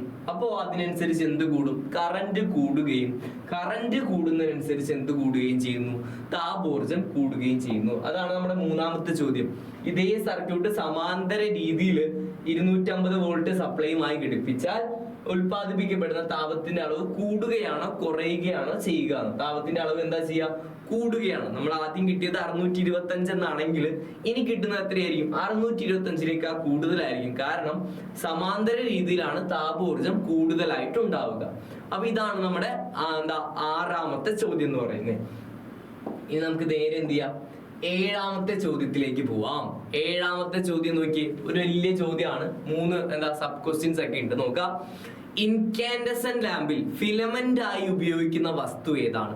അപ്പോ ഏഴാമത്തെ ക്വസ്റ്റ്യൻ ഇതാണ്. നമ്മള് ഇൻകാൻഡസെന്റ് ലാമ്പ് അല്ലെങ്കിൽ ഫിലമെന്റ് ലാമ്പ്, ഈ ഫിലമെന്റ് ലാമ്പിലെ പ്രധാനപ്പെട്ട ഭാഗമാണ് എന്തെന്ന് പറയുന്നത്, ഫിലമെന്റ്. അപ്പൊ ഈ ഫിലമെന്റ് ആയിട്ട് ഉപയോഗിക്കുന്ന ലോഹം ഏതാന്നാണ് ചോദിക്കുന്നത്. അപ്പൊ ക്വസ്റ്റ്യൻ ആയിട്ട് ചോദിക്കുന്നത് ഏത് ലോഹമാണ് നമ്മൾ ഫിലമെന്റ് ആയിട്ട് ഉപയോഗിക്കുന്നതാണ്. നമുക്കറിയാം അല്ലെ, ടങ്സ്റ്റൺ എന്ന് പറയുന്ന ലോഹമാണ്. ടങ്സ്റ്റൺ എന്ന് പറയുന്ന ലോഹമാണ് നമ്മൾ എന്തായിട്ട് ഉപയോഗിക്കുന്നത്, ഫിലമെന്റ് ആയിട്ട് ഉപയോഗിക്കുന്നത്. അപ്പോ ഇൻകാൻഡസെന്റ് ലാമ്പിൽ നമ്മൾ ഫിലമെന്റ് ആയിട്ട് ഉപയോഗിക്കുന്ന ലോഹം ഏതാണ്, ടങ്സ്റ്റൺ എന്ന് പറയുന്ന ലോഹമാണ്. ടങ്സ്റ്റൺ എന്ന് പറയുന്ന ലോഹമാണ് ഫിലമെന്റ് ആയിട്ട് ഉപയോഗിക്കുക. അപ്പൊ ബി ക്വസ്റ്റ്യൻ എന്താണ്, ഈ ബൾബിന്റെ പ്രത്യേകത, ഈ ബൾബ് നമ്മൾ ആദ്യം തന്നെ എന്ത് ചെയ്യും, വായുശൂന്യമാക്കും അല്ലെ. ഈ ബൾബ് ഉണ്ടാക്കുന്ന സമയത്ത് ആദ്യം തന്നെ ഈ ബൾബിനകത്തുള്ള വായുവിനെ, എയറിനെ മുഴുവൻ പുറത്തേക്ക് എടുത്ത് കളയും. അത് എന്തിനു വേണ്ടിയിട്ടാണ്, ബൾബിനെ വായുശൂന്യമാക്കുന്ന എന്തിനു വേണ്ടിയിട്ടാണ് എക്സാമിന് ചോദിക്കാറുണ്ട്. കാരണം എന്താ, ബൾബിനെ വായുശൂന്യമാക്കുന്നത് ഈ ടങ്സ്റ്റണിന്റെ ഓക്സീകരണം തടയുന്നതിന് വേണ്ടിയിട്ടാണ്. അപ്പൊ എന്തുകൊണ്ടാണ് ബൾബിനെ വായുശൂന്യമാക്കുന്നത്, ടങ്സ്റ്റണിന്റെ ഓക്സീകരണം തടയുന്നതിന് വേണ്ടിയിട്ടാണ്. പക്ഷെ ഇവിടെ ചോദിച്ചിരിക്കുന്ന ചോദ്യം എന്താ, എന്തുകൊണ്ടാണ് ഈ ലാമ്പിനുള്ളിൽ നൈട്രജൻ നിറയ്ക്കുന്നത്? അപ്പോ ഈ ഓക്സിഡേഷൻ തടയാൻ വേണ്ടി, ഓക്സീകരണം തടയാൻ വേണ്ടി ആദ്യം ബൾബിനെ വായുശൂന്യമാക്കുകയും അതിനുശേഷം നമ്മൾ എന്താ ചെയ്യുക, ഇതിനകത്തേക്ക് നൈട്രജൻ നിറച്ചു കൊടുക്കുകയാണ്. നൈട്രജൻ അല്ലെങ്കിൽ അലസവാതങ്ങൾ നിറച്ചു കൊടുക്കുക ചെയ്യുക. കാരണം എന്തുകൊണ്ടാ, അതായത് ഈ നൈട്രജൻ നിറച്ചു കൊടുത്താൽ നമുക്ക് എന്ത് തടയാൻ പറ്റും, ബാഷ്പീകരണം തടയാൻ പറ്റും. അപ്പൊ ഈ ഫിലമെന്റിന്റെ അല്ലെങ്കിൽ ടങ്സ്റ്റണിന്റെ ബാഷ്പീകരണം പരമാവധി കുറയ്ക്കുന്നതിന് വേണ്ടിയിട്ടാണ് എന്ത് നിറച്ചു കൊടുക്കുന്നത്, നൈട്രജൻ നിറച്ചു കൊടുക്കുന്നത്. അപ്പൊ ഫിലമെന്റിന്റെ ബാഷ്പീകരണം കുറയ്ക്കാൻ വേണ്ടിയിട്ടാണ് നൈട്രജൻ നിറച്ചു കൊടുക്കുന്നത്. അതേപോലെ മൂന്നാമത്തെ ചോദ്യം എന്താ, സി ക്വസ്റ്റ്യൻ എന്താണ്, ഇൻകാൻഡസെന്റ് ലാമ്പിനെ അപേക്ഷിച്ച് LED ലാമ്പിന്റെ മേന്മകൾ എന്തെല്ലാമാണ്? ഇത് പരീക്ഷയ്ക്ക് സ്ഥിരമായിട്ട് ചോദിക്കുന്ന ചോദ്യമാണ് അല്ലെ. ഇപ്പൊ പണ്ട് കാലത്താണെങ്കിൽ നമ്മുടെയൊക്കെ വീടുകളിൽ ഉപയോഗിച്ചിരുന്നത് ഇൻകാൻഡസെന്റ് ലാമ്പാണ്. അതിനുശേഷം CFL വന്നു. ഇപ്പോ നമ്മുടെ വീടുകളിൽ ഉപയോഗിച്ചുകൊണ്ടിരിക്കുന്ന LED ലാമ്പാണ്. അപ്പൊ മറ്റ് ലാമ്പുകളെ അപേക്ഷിച്ച് ഈ ലാമ്പിന് കുറച്ച് മേന്മകളുണ്ട്. അപ്പൊ LED ലാമ്പിന്റെ മേന്മകൾ എന്തെല്ലാമാണെന്നാണ് പരീക്ഷയ്ക്ക് എപ്പോഴും ചോദിക്കുന്ന ഒരു ചോദ്യമാണ്. 2 മാർക്കിന്റെ ക്വസ്റ്റ്യൻ ആയിട്ട് എപ്പോഴും ചോദിക്കുന്ന ചോദ്യമാണ്. എന്തൊക്കെയാ മേന്മകൾ ഒന്ന് നോക്കിയേ. ഒന്നാമത്തെ എന്താ, ഇതിനകത്ത് എന്തില്ല, ഫിലമെന്റ് ഇല്ല. അതായത് നമ്മുടെ ഇൻകാൻഡസെന്റ് ലാമ്പിൽ ഉള്ളതുപോലെ എന്താ LED ബൾബിനകത്ത് എന്തില്ല, ഫിലമെന്റ് ഇല്ല. അതുകൊണ്ട് തന്നെ താപരൂപത്തിൽ എന്ത് നഷ്ടപ്പെടില്ല, ഊർജം നഷ്ടപ്പെടില്ല.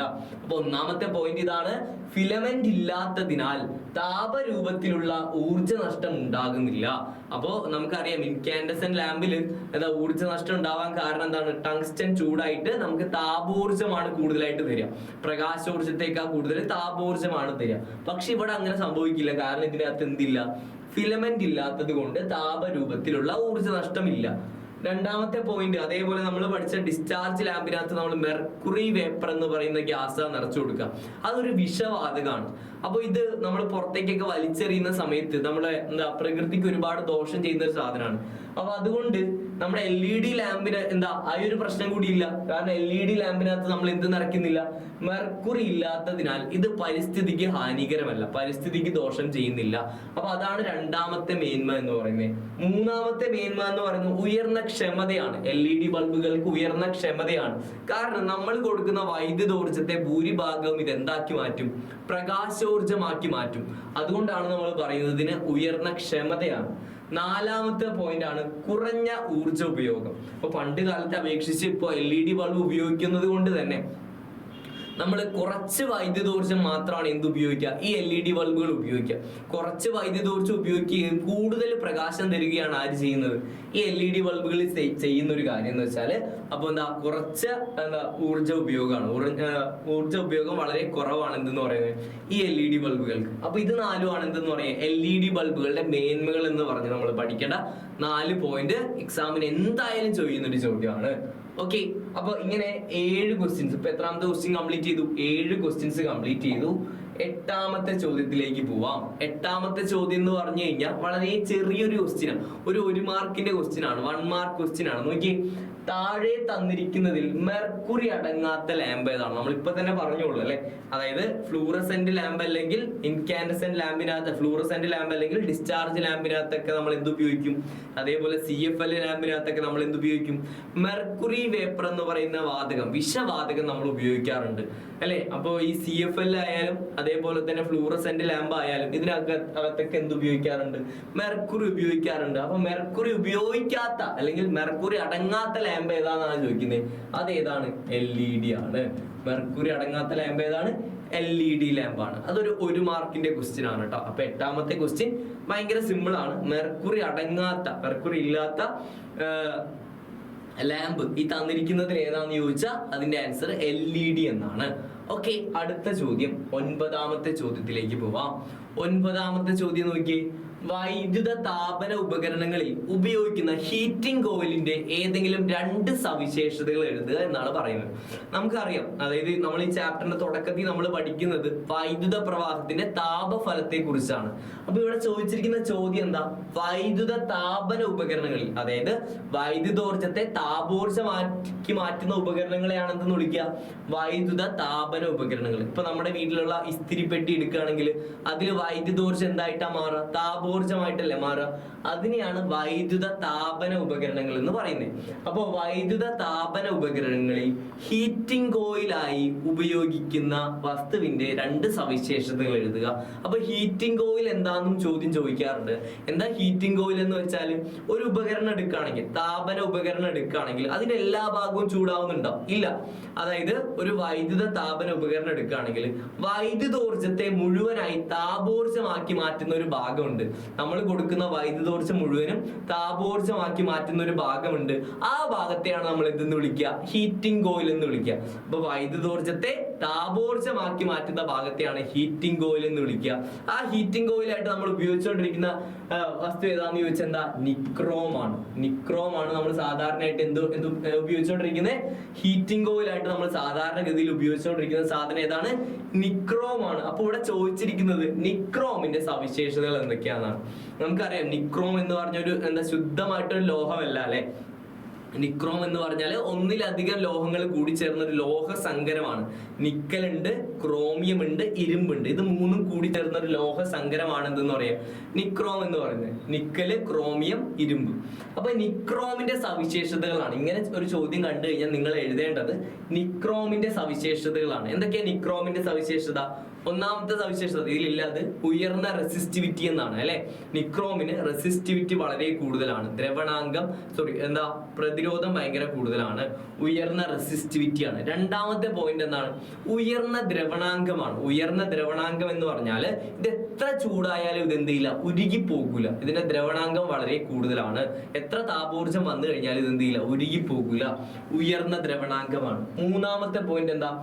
ചുവന്ന ചുട്ടുപഴുത്ത നിലയിലും ഓക്സീകരിക്കപ്പെടാതെ നിലനിൽക്കാനുള്ള കഴിവ്. അതായത് ചുവന്ന ചുട്ടുപഴുത്ത അവസ്ഥ, അതായത് നല്ല ഓറഞ്ച് റെഡ് കളറിൽ വരും അല്ലെ, ചുട്ടുപഴുത്ത അവസ്ഥയിൽ ഇത് എന്ത് ചെയ്യില്ല, ഓക്സീകരിക്കപ്പെടാതെ നിലനിൽക്കാനുള്ള കഴിവ് ആർക്കുണ്ട്? നമ്മുടെ നിക്രോമിനുണ്ട്. അപ്പൊ ഇത് മൂന്നുമാണ് നിക്രോമിന്റെ സവിശേഷതകൾ. 2 മാർക്കിന്റെ ചോദ്യത്തിന് ചോദിക്കാറുണ്ട്. നിക്രോമിന്റെ സവിശേഷതകൾ എന്നും ചോദിക്കാറുണ്ട്, ഹീറ്റിംഗ് ഓയിലിന്റെ സവിശേഷത എന്നും പറഞ്ഞ് ചോദിക്കാറുണ്ട്. അങ്ങനെ 2 ചോദിച്ചാലും എന്തിന്റെ ആൻസർ? ഉയർന്ന റെസിസ്റ്റിവിറ്റി, ഉയർന്ന ദ്രവണാങ്കം, ചുവന്ന ചുട്ടുപഴുത്ത അവസ്ഥയിലും ഓക്സീകരിക്കപ്പെടാതെ നിലനിൽക്കാനുള്ള കഴിവ്. അങ്ങനെ 9 ചോദ്യങ്ങൾക്ക് നമ്മൾ ഉത്തരം എഴുതിയേക്കാണ്. ഇനി അടുത്ത നമ്മൾ 10ാമത്തെ ചോദ്യത്തിലേക്ക് പോവാണ്. നമ്മുടെ 10ാമത്തെ ചോദ്യം നോക്കി, വൈദ്യുത പ്രവാഹ തീവ്രത ഇരട്ടിയായാൽ ഉൽപാദിപ്പിക്കപ്പെടുന്ന താപത്തിന്റെ അളവ് എത്രയായി വർദ്ധിക്കുമെന്നാണ് ചോദിക്കുന്നത്. നമുക്കറിയാം അല്ലെ, വൈദ്യുത പ്രവാഹ തീവ്രത എന്ന് വെച്ചാൽ എന്താ? കറണ്ട് ഐ ആണ് അല്ലെ, ഐ. അതായത് കറണ്ട് ഇരട്ടിയാവുകയാണെങ്കിൽ 2 ടൈംസ് ആയിട്ട് കൂടാണ്. അതായത് ഇരട്ടിയാവുകയാണെന്ന് വെച്ചാൽ കറണ്ട് ഇരട്ടിയായി കഴിഞ്ഞാൽ താപോർജ്ജത്തിന് എന്താ സംഭവിക്കുക എന്നാണ് ചോദിക്കുന്നത്. നമ്മൾ പഠിച്ചിരിക്കുന്നത് എന്താ? എച്ച് നേർ അനുപാതം ഐ സ്ക്വയർ ആർ ടി എന്നല്ലേ പഠിച്ചിരിക്കുന്നത്. ഐ സ്ക്വയർ ആർ ടി എന്നല്ലേ പഠിച്ചിരിക്കുന്നത്. ഇവിടെ ഐയുടെ ഒപ്പം എന്ത്? ഐ സ്ക്വയർ ആണ് വരുന്നത് അല്ലെ, ഐ സ്ക്വയർ എന്നല്ലേ വരുന്നത്. അപ്പൊ ഇവിടെ കറണ്ട് ഇരട്ടി ആവുകയാണെങ്കിൽ അതിനനുസരിച്ച് എന്തും കൂടുന്ന നമ്മൾ പഠിച്ചിട്ടുള്ളത്.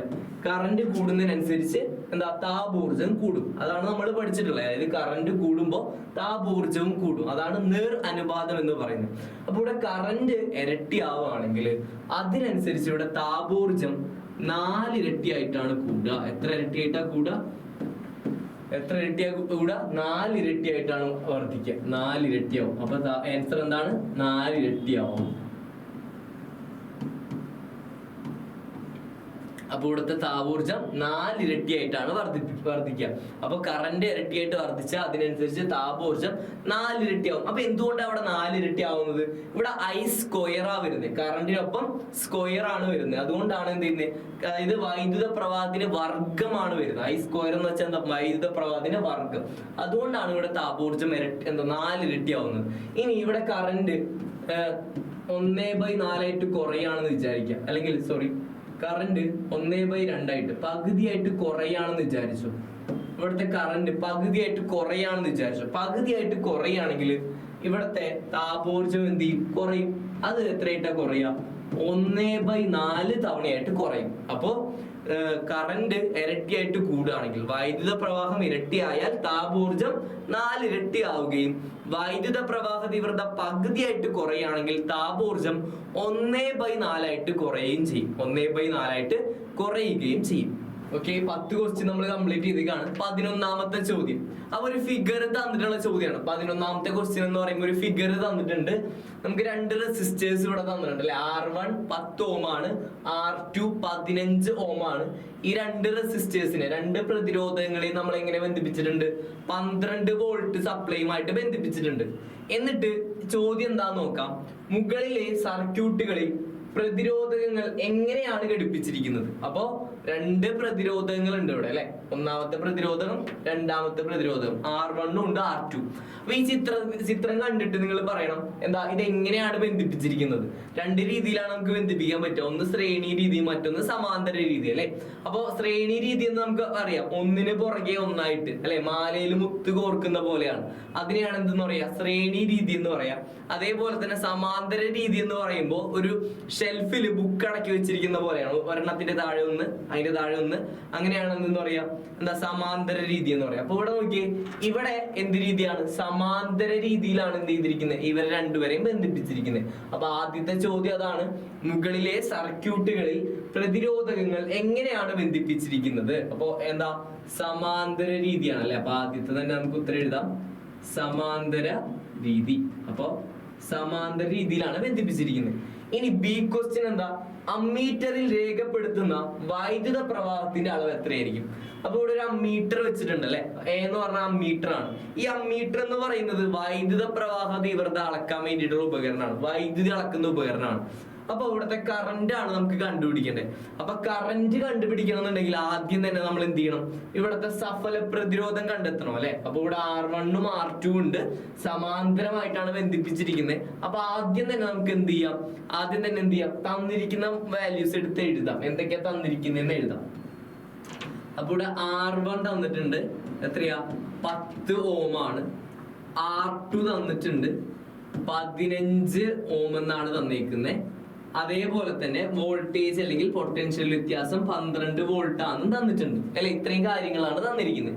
ഇനി ഇവിടെ നമുക്ക് സഫല പ്രതിരോധമാണ് കണ്ടുപിടിക്കേണ്ടത്. സമാന്തര രീതിയിൽ 2 പ്രതിരോധകങ്ങൾ മാത്രമുള്ളെങ്കിൽ സഫല പ്രതിരോധം കണ്ടുപിടിക്കാൻ നമ്മളൊരു സമവാക്യം പഠിച്ചിട്ടുണ്ട്. എന്താ?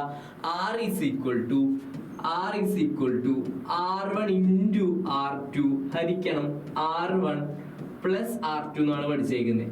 അപ്പൊ സമാന്തര രീതിയിൽ എന്താ? 2 പ്രതിരോധങ്ങൾ മാത്രമുള്ളെങ്കിൽ നമ്മൾ ഉപയോഗിക്കുന്ന സമവാക്യം ഏതാ? R is equal to R1 into R2 by R1 plus R2 എന്നാണ്. അപ്പൊ നോക്കുക, ഇവിടെ R1 അല്ലെ, ഇവിടെ R1 എത്രയാ? 10 ആണ് അല്ലെ. 10 into 15. R2 എത്രയാ? 15 ഹരിക്കണം R1 എത്രയാ? വീണ്ടും R1 എത്രയാ? 10 പ്ലസ് R2 എത്രയാ? 15. നമുക്കറിയാം 10 into 15 എത്രയായിരിക്കും വരിക? 10 into 15 ചെയ്യുമ്പോൾ നമുക്ക് കിട്ടുന്ന ആൻസർ 150 എന്നാണ്. 150 ഹരിക്കണം അല്ലെ. 10 പ്ലസ് 15 എന്ന് പറയുമ്പോൾ എത്രയാ? 25 ആണ്. അപ്പൊ 150 ഹരിക്കണം 25 ചെയ്യുമ്പോൾ ഇവിടുത്തെ സഫല പ്രതിരോധം നമുക്ക് കിട്ടുന്നത് 6 ഓം എന്നാണ്. അപ്പൊ സഫല പ്രതിരോധം കിട്ടി 6 ഓം എന്നാണ് കിട്ടിയേക്കുന്നത്. അപ്പൊ ഇവിടത്തെ ഇതോട് ചോദ്യം കഴിഞ്ഞോ? ഇല്ല. നമുക്കിവിടെ എന്താ കണ്ടുപിടിക്കണ്ടേ? അമ്മീറ്ററിൽ രേഖപ്പെടുത്തുന്ന വൈദ്യുത പ്രവാഹത്തിന്റെ അളവ്, അതായത് കറന്റ് ആണ്, I ആണ് കണ്ടുപിടിക്കേണ്ടത്. നമുക്കറിയാം ഓം നിയമം അനുസരിച്ച് കറന്റ് കണ്ടുപിടിക്കാനൊരു സമവാക്യം എന്താ? I is equal to V by R എന്നാണ്. ഓം നിയമം അനുസരിച്ച് കറന്റ് കണ്ടുപിടിക്കാൻ equation I is equal to എന്താ? V by R എന്നാണ്. ഇവിടെ V ഓൾറെഡി ചോദ്യത്തിൽ തന്നിട്ടുണ്ട് അല്ലെ. 12 എന്നാ തന്നിരിക്കുന്നത്. 12 ഹരിക്കണം 6. 12 ഹരിക്കണം 6 ചെയ്യുമ്പോൾ നമുക്ക് കിട്ടുന്ന ആൻസർ എത്രയാ? 2 ആംപിയർ എന്നാണ്. 2 ആംപിയർ എന്നാണ്. അപ്പൊ ഇവിടുത്തെ വൈദ്യുത പ്രവാഹ തീവ്രത അല്ലെങ്കിൽ കറന്റ് കണ്ടുപിടിച്ചു, 2 ആംപിയർ ആണ്. ഇനി മൂന്നാമത്തെ ചോദ്യം, സി ക്വസ്റ്റ്യൻ ആയിട്ട് എന്താ പറഞ്ഞിരിക്കുന്നത്? പ്രതിരോധകം R1ലൂടെ ഒഴുകുന്ന കറന്റ് എത്രയാണ്? അപ്പൊ ഇത് 2 കൂടി കൂട്ടിയിട്ടുള്ള കറന്റ് ആണ് എത്ര കിട്ടിയത്? 2 ആംപിയർ കിട്ടിയത്. ഇനി R1ലൂടെ മാത്രം ഒഴുകുന്ന കറന്റ് എത്രയാണെന്നാണ് ചോദിച്ചിരിക്കുന്നത്. അപ്പൊ അത് നോക്കാം. അപ്പൊ നമ്മുടെ സി ക്വസ്റ്റ്യനിൽ R1ലൂടെ ഒഴുകുന്ന കറന്റ് എത്രയാണെന്നാണ് ചോദിച്ചിരിക്കുന്നത്. നമുക്കറിയാം എന്താ ഇവിടുത്തെ പൊട്ടൻഷ്യൽ വ്യത്യാസം എത്രയാ? 12 വോൾട്ട് തന്നെയാണ് അല്ലെ. 12 വോൾട്ട് ആണ്. R1ന്റെ വാല്യൂ എത്രയാ? R1 മൂല്യം എത്രയാ? 10 ഓം ആണ്. R1ന്റെ മൂല്യം 10 ഓം ആണ്. അപ്പൊ പൊട്ടൻഷ്യൽ വ്യത്യാസം 12 വോൾട്ടും R1ന്റെ മൂല്യം 10 ഓം ആണ്. അപ്പൊ ഈ കറന്റ് കണ്ടുപിടിക്കാനുള്ള സമവാക്യം I is equal to എന്താ? V by R എന്നാണ്. അതിന് പകരം നമുക്ക് എന്ത് എഴുതാം? R1 എന്ന് എഴുതാം. V by R1 എന്ന് എഴുതാം. ഇവിടെ V എത്രയാ തന്നേക്കുന്നത്? V 12 എന്നാണ് തന്നേക്കുന്നത്. 12 ഹരിക്കണം R1 എത്രയാ? 10. അപ്പൊ 12/10 ചെയ്യുമ്പോൾ നമുക്ക് കിട്ടുന്ന ആൻസർ 1.2 ആംപിയർ എന്നാണ്. അപ്പോ ഈ ഒരു പ്രതിരോധത്തിലൂടെ മാത്രം ഒഴുകുന്ന കറന്റ്, ഒന്നാമത്തെ R1 എന്ന് പറയുന്ന പ്രതിരോധത്തിലൂടെ മാത്രം ഒഴുകുന്ന കറന്റ് കണ്ടുപിടിച്ചു. അത് 1.2 ആംപിയർ എന്നാണ്. അപ്പോ ABC 3 ക്വസ്റ്റ്യന്റെ ആൻസർ നമ്മൾ കണ്ടുപിടിച്ചു. അപ്പൊ ഇതേപോലുള്ള ക്വസ്റ്റ്യൻസ് എന്തായാലും എക്സാമിന് ഫസ്റ്റ് ടൈം ആയിക്കോട്ടെ ഏറ്റവും അവസാനം നടക്കുന്ന SSLC മെയിൻ എക്സാമിനേഷനും ഈ ഒരു ടോപ്പിക്കിൽ നിന്ന് ഇഷ്ടം പോലെ ക്വസ്റ്റ്യൻസ് ചോദിക്കാറുണ്ട്. അടുത്ത 12ാമത്തെ ചോദ്യത്തിലേക്ക് പോവാം. അതൊരു പ്രോബ്ലം തന്നെയാണ്. ആ ചോദ്യം ഒന്ന് നമുക്ക് വായിക്കാം.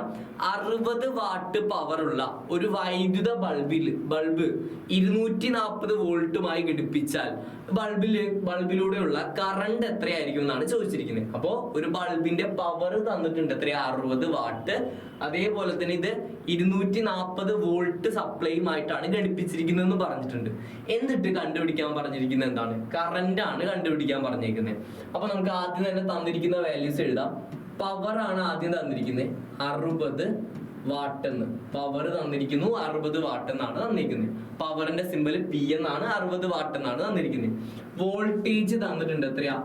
240 വോൾട്ട് എന്നാണ് ഇവിടെ തന്നിരിക്കുന്ന വോൾട്ടേജ്. 240 വോൾട്ട് എന്നാണ് തന്നേക്കുന്നത്. ഇനി കണ്ടുപിടിക്കേണ്ടത് എന്താണ്? കറന്റ് ആണ് അല്ലെ, ഐ ആണ് കണ്ടുപിടിക്കേണ്ടത്. കറന്റ് കണ്ടുപിടിക്കാനുള്ള സമവാക്യം എന്താ? I is equal to. അപ്പൊ ഇവിടെ കറണ്ട് എന്ന് ചോദിച്ചു കഴിഞ്ഞാൽ ഒരു ഉപകരണത്തിന്റെ പവറും വോൾട്ടേജും തന്നിട്ട് കറണ്ട് ചോദിക്കുകയാണെങ്കിൽ എന്താണ് ഇവിടെ ചോദിച്ചുകൊണ്ടിരിക്കുന്നത്? ഇവിടെ ചോദിച്ചുകൊണ്ടിരിക്കുന്ന സാധനം ആംബിയറേജ് ആണ്. അപ്പൊ ആംബിയറേജും കറണ്ടും സെയിം തന്നെയാണ് അല്ലെ. അപ്പൊ ആംബിയറേജ് കാണാനുള്ള സമവാക്യം എന്താ? I is equal to എന്താണ്? P/V എന്നാണ്. അതായത് വാട്ടേജ് ബൈ വോൾട്ടേജ് എന്നാണ് അല്ലെ. അപ്പൊ ഇവിടുത്തെ പവർ തന്നിരിക്കുന്നത് 60 എന്നാണ്. 60 ഹരിക്കണം എന്താ? വോൾട്ടേജ് തന്നിരിക്കുന്നത് 240 എന്നാണ്. വോൾട്ടേജ് ആയിട്ട് തന്നിരിക്കുന്നത് 240 എന്നാണ്. അപ്പൊ ഈ മുകളിലത്തെ 0 താഴത്തെ 0 കട്ട് ചെയ്ത് കളയാം. ഇനി മുകളിൽ 6 താഴെ എത്രയാ? 24 ആണുള്ളത്. ഇവിടെ 6 എന്നുള്ളതാണ് ചെറിയ സംഖ്യ അല്ലെ. അപ്പോ 6 24 എത്ര തവണയാ പോവാ? 6 24 4 തവണയാ പോവാ. അതേപോലെ 6 എത്ര തവണയാ പോവാ? 1 തവണയാണ് പോവാ. അപ്പൊ നമുക്ക് ബാക്കി വരുന്നത് എത്രയാണ്? 1/4 എന്നാണ് ബാക്കി വരിക. 1/4 നമുക്കറിയാം. 1/4 എന്ന് പറഞ്ഞു കഴിഞ്ഞാൽ 0.25 ആംപിയർ ആണ്. അപ്പോ ഈ ബൾബിലൂടെ അല്ലെങ്കിൽ ഈ ഒരു വൈദ്യുത ബൾബിലൂടെ ഒഴുകുന്ന കറന്റ് എന്ന് പറയുന്നത് 0.25 ആംപിയർ ആണ്. അതായത് 0.25 ആംപിയർ കറന്റ് ആണ് ഒഴുകുന്നത്. ഇനി ബി ക്വസ്റ്റ്യൻ നോക്കുക. ഒരു ബ്രാഞ്ച് സർക്യൂട്ടിൽ സുരക്ഷാ ഫ്യൂസ് എങ്ങനെയാണ് ഘടിപ്പിക്കേണ്ടത്? നമ്മൾ പഠിച്ചിട്ടുണ്ട്. സുരക്ഷാ ഫ്യൂസ് എന്ന് പറയുന്നത് ഒരു അവിഭാജ്യ ഘടകമാണ് അല്ലെ നമ്മുടെ സർക്യൂട്ടിൽ. അപ്പൊ ഈ ഒരു സർക്യൂട്ടിലെ ഫ്യൂസ് വയർ അല്ലെങ്കിൽ സുരക്ഷാ ഫ്യൂസ് ഘടിപ്പിക്കേണ്ടത് എങ്ങനെയാന്ന് ചോദിച്ചു കഴിഞ്ഞാൽ 2 രീതിയിലാണ് നമുക്ക് ഘടിപ്പിക്കാൻ പറ്റുക. ശ്രേണി രീതി, സമാന്തര രീതി. അതിൽ സുരക്ഷാ ഫ്യൂസ് ഘടിപ്പിക്കേണ്ടത് ശ്രേണി രീതിയിലാണ്. ഒരു ബ്രാഞ്ച് സർക്യൂട്ടിൽ സുരക്ഷാ ഫ്യൂസ് ഘടിപ്പിക്കേണ്ടത് ശ്രേണി രീതിയിലാണ്. ശ്രേണി രീതി നമ്മൾ സമാന്തര രീതിയും ശ്രേണി രീതിയും പഠിച്ചിട്ടുണ്ട്. സുരക്ഷാ ഫ്യൂസും ഫ്യൂസ് വയറും ഘടിപ്പിക്കേണ്ടത് ശ്രേണി രീതിയിലാണ്. ഇനി സി ക്വസ്റ്റ്യൻ നോക്കി. ഒരു സുരക്ഷാ ഫ്യൂസിന്റെ പ്രവർത്തനം വിശദീകരിക്കുക. നമ്മൾ നേരത്തെ പറഞ്ഞു എന്താ? നമ്മുടെ വീട്ടിൽ അമിതമായിട്ട് വൈദ്യുതി പ്രവഹിക്കുന്ന അപകടങ്ങളിൽ നിന്ന്, അപ്പോൾ ഉണ്ടാകുന്ന അപകടങ്ങളിൽ നിന്ന് നമ്മുടെ വീട്ടിലെ ഉപകരണങ്ങളെയും നമ്മളെയും സംരക്ഷിക്കുന്ന ഒരു ഡിവൈസ്, ഉപകരണമാണ് എന്തെന്ന് പറയാ? സുരക്ഷാ ഫ്യൂസ് എന്ന് പറയുന്നത് അല്ലെ. നമ്മളെ പ്രൊട്ടക്ട് ചെയ്യുന്ന ആളാണ്, സുരക്ഷ ഉറപ്പുവരുത്തുന്ന ആളാണ്. അപ്പൊ ഈ സുരക്ഷാ ഫ്യൂസിന്റെ പ്രവർത്തനം എങ്ങനെയാണെന്നാണ് ചോദിക്കുന്നത്. അപ്പൊ അതിന്റെ പ്രവർത്തനം എന്താ? വളരെ സിമ്പിൾ ആയിട്ട് നമുക്ക് പഠിക്കാൻ പറ്റും. അതായത് നമ്മുടെ വീട്ടിൽ 2 സന്ദർഭങ്ങളിലാണ് അമിതമായിട്ട് വൈദ്യുതി ഉണ്ടാവുക. ഇപ്പൊ ഷോർട്ട് സർക്യൂട്ട് സംഭവിക്കുമ്പോഴും ഓവർലോഡിങ് സംഭവിക്കുമ്പോഴാണ് സർക്യൂട്ടിൽ അനുവദനീയമായതിനേക്കാൾ കൂടുതൽ എന്തുണ്ടാവും? വൈദ്യുതി ഉണ്ടാകുന്നത്. ഈ ഒരു സന്ദർഭത്തിൽ നോക്കി. അപ്പൊ സർക്യൂട്ടിൽ അനുവദനീയമായതിനേക്കാൾ കൂടുതൽ കറണ്ട് ഉണ്ടാകുമ്പോൾ, അതായത് അനുവദിക്കാൻ കഴിയുന്നതിനേക്കാൾ കൂടുതൽ കറണ്ട് സർക്യൂട്ടിൽ ഉണ്ടാകുമ്പോൾ അല്ലെ, അതിലൂടെ കറണ്ട് ഒഴുകുമ്പോൾ അമിതമായിട്ട് എന്ത് ചെയ്യും? സർക്യൂട്ടിൽ താപം ഉൽപ്പാദിപ്പിക്കാൻ തുടങ്ങും. നമുക്കറിയാം എച്ച് ഡയറക്ട്ലി പ്രൊപ്പോർഷണൽ ടു അല്ലെങ്കിൽ നേർ അനുപാതം I²RT എന്നാണ്. അപ്പൊ ഒരു സർക്യൂട്ടിൽ അനുവദിക്കാൻ കഴിയുന്നതിനേക്കാൾ കൂടുതൽ കറണ്ട് ഉണ്ടാകുമ്പോ, കറന്റ് കൂടുമ്പോ അതിനനുസരിച്ച് എന്ത് കൂടും? താപോർജ്ജം കൂടും. അതാണ് പറയുന്നത് അമിതമായിട്ട് താപം ഉണ്ടാകുന്നു.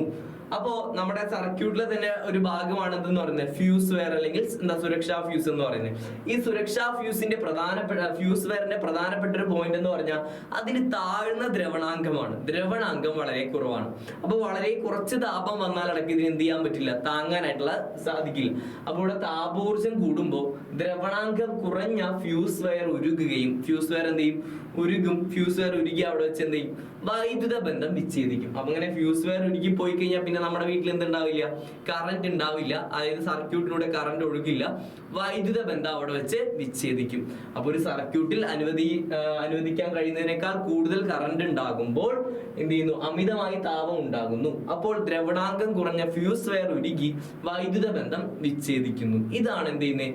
ഇതാണ് സുരക്ഷാ ഫ്യൂസിന്റെ പ്രവർത്തനം. എക്സാമിന് 2 മാർക്കിന് വരെ ചോദിക്കാറുള്ള ചോദ്യമാണ് സുരക്ഷാ ഫ്യൂസിന്റെ പ്രവർത്തനം.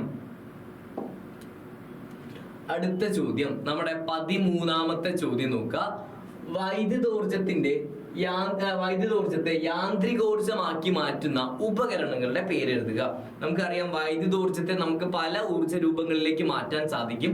അങ്ങനെ വൈദ്യുതോർജ്ജത്തെ യാന്ത്രികോർജ്ജമാക്കി മാറ്റുന്ന ഉപകരണങ്ങളുടെ പേര് എഴുതാനാണ് പറയുന്നത്. ഇപ്പൊ നമ്മുടെ വീട്ടില് മിക്സി എടുക്കുകയാണെങ്കിൽ മിക്സിയിൽ നടക്കുന്ന ഊർജ്ജമാറ്റം എന്താ?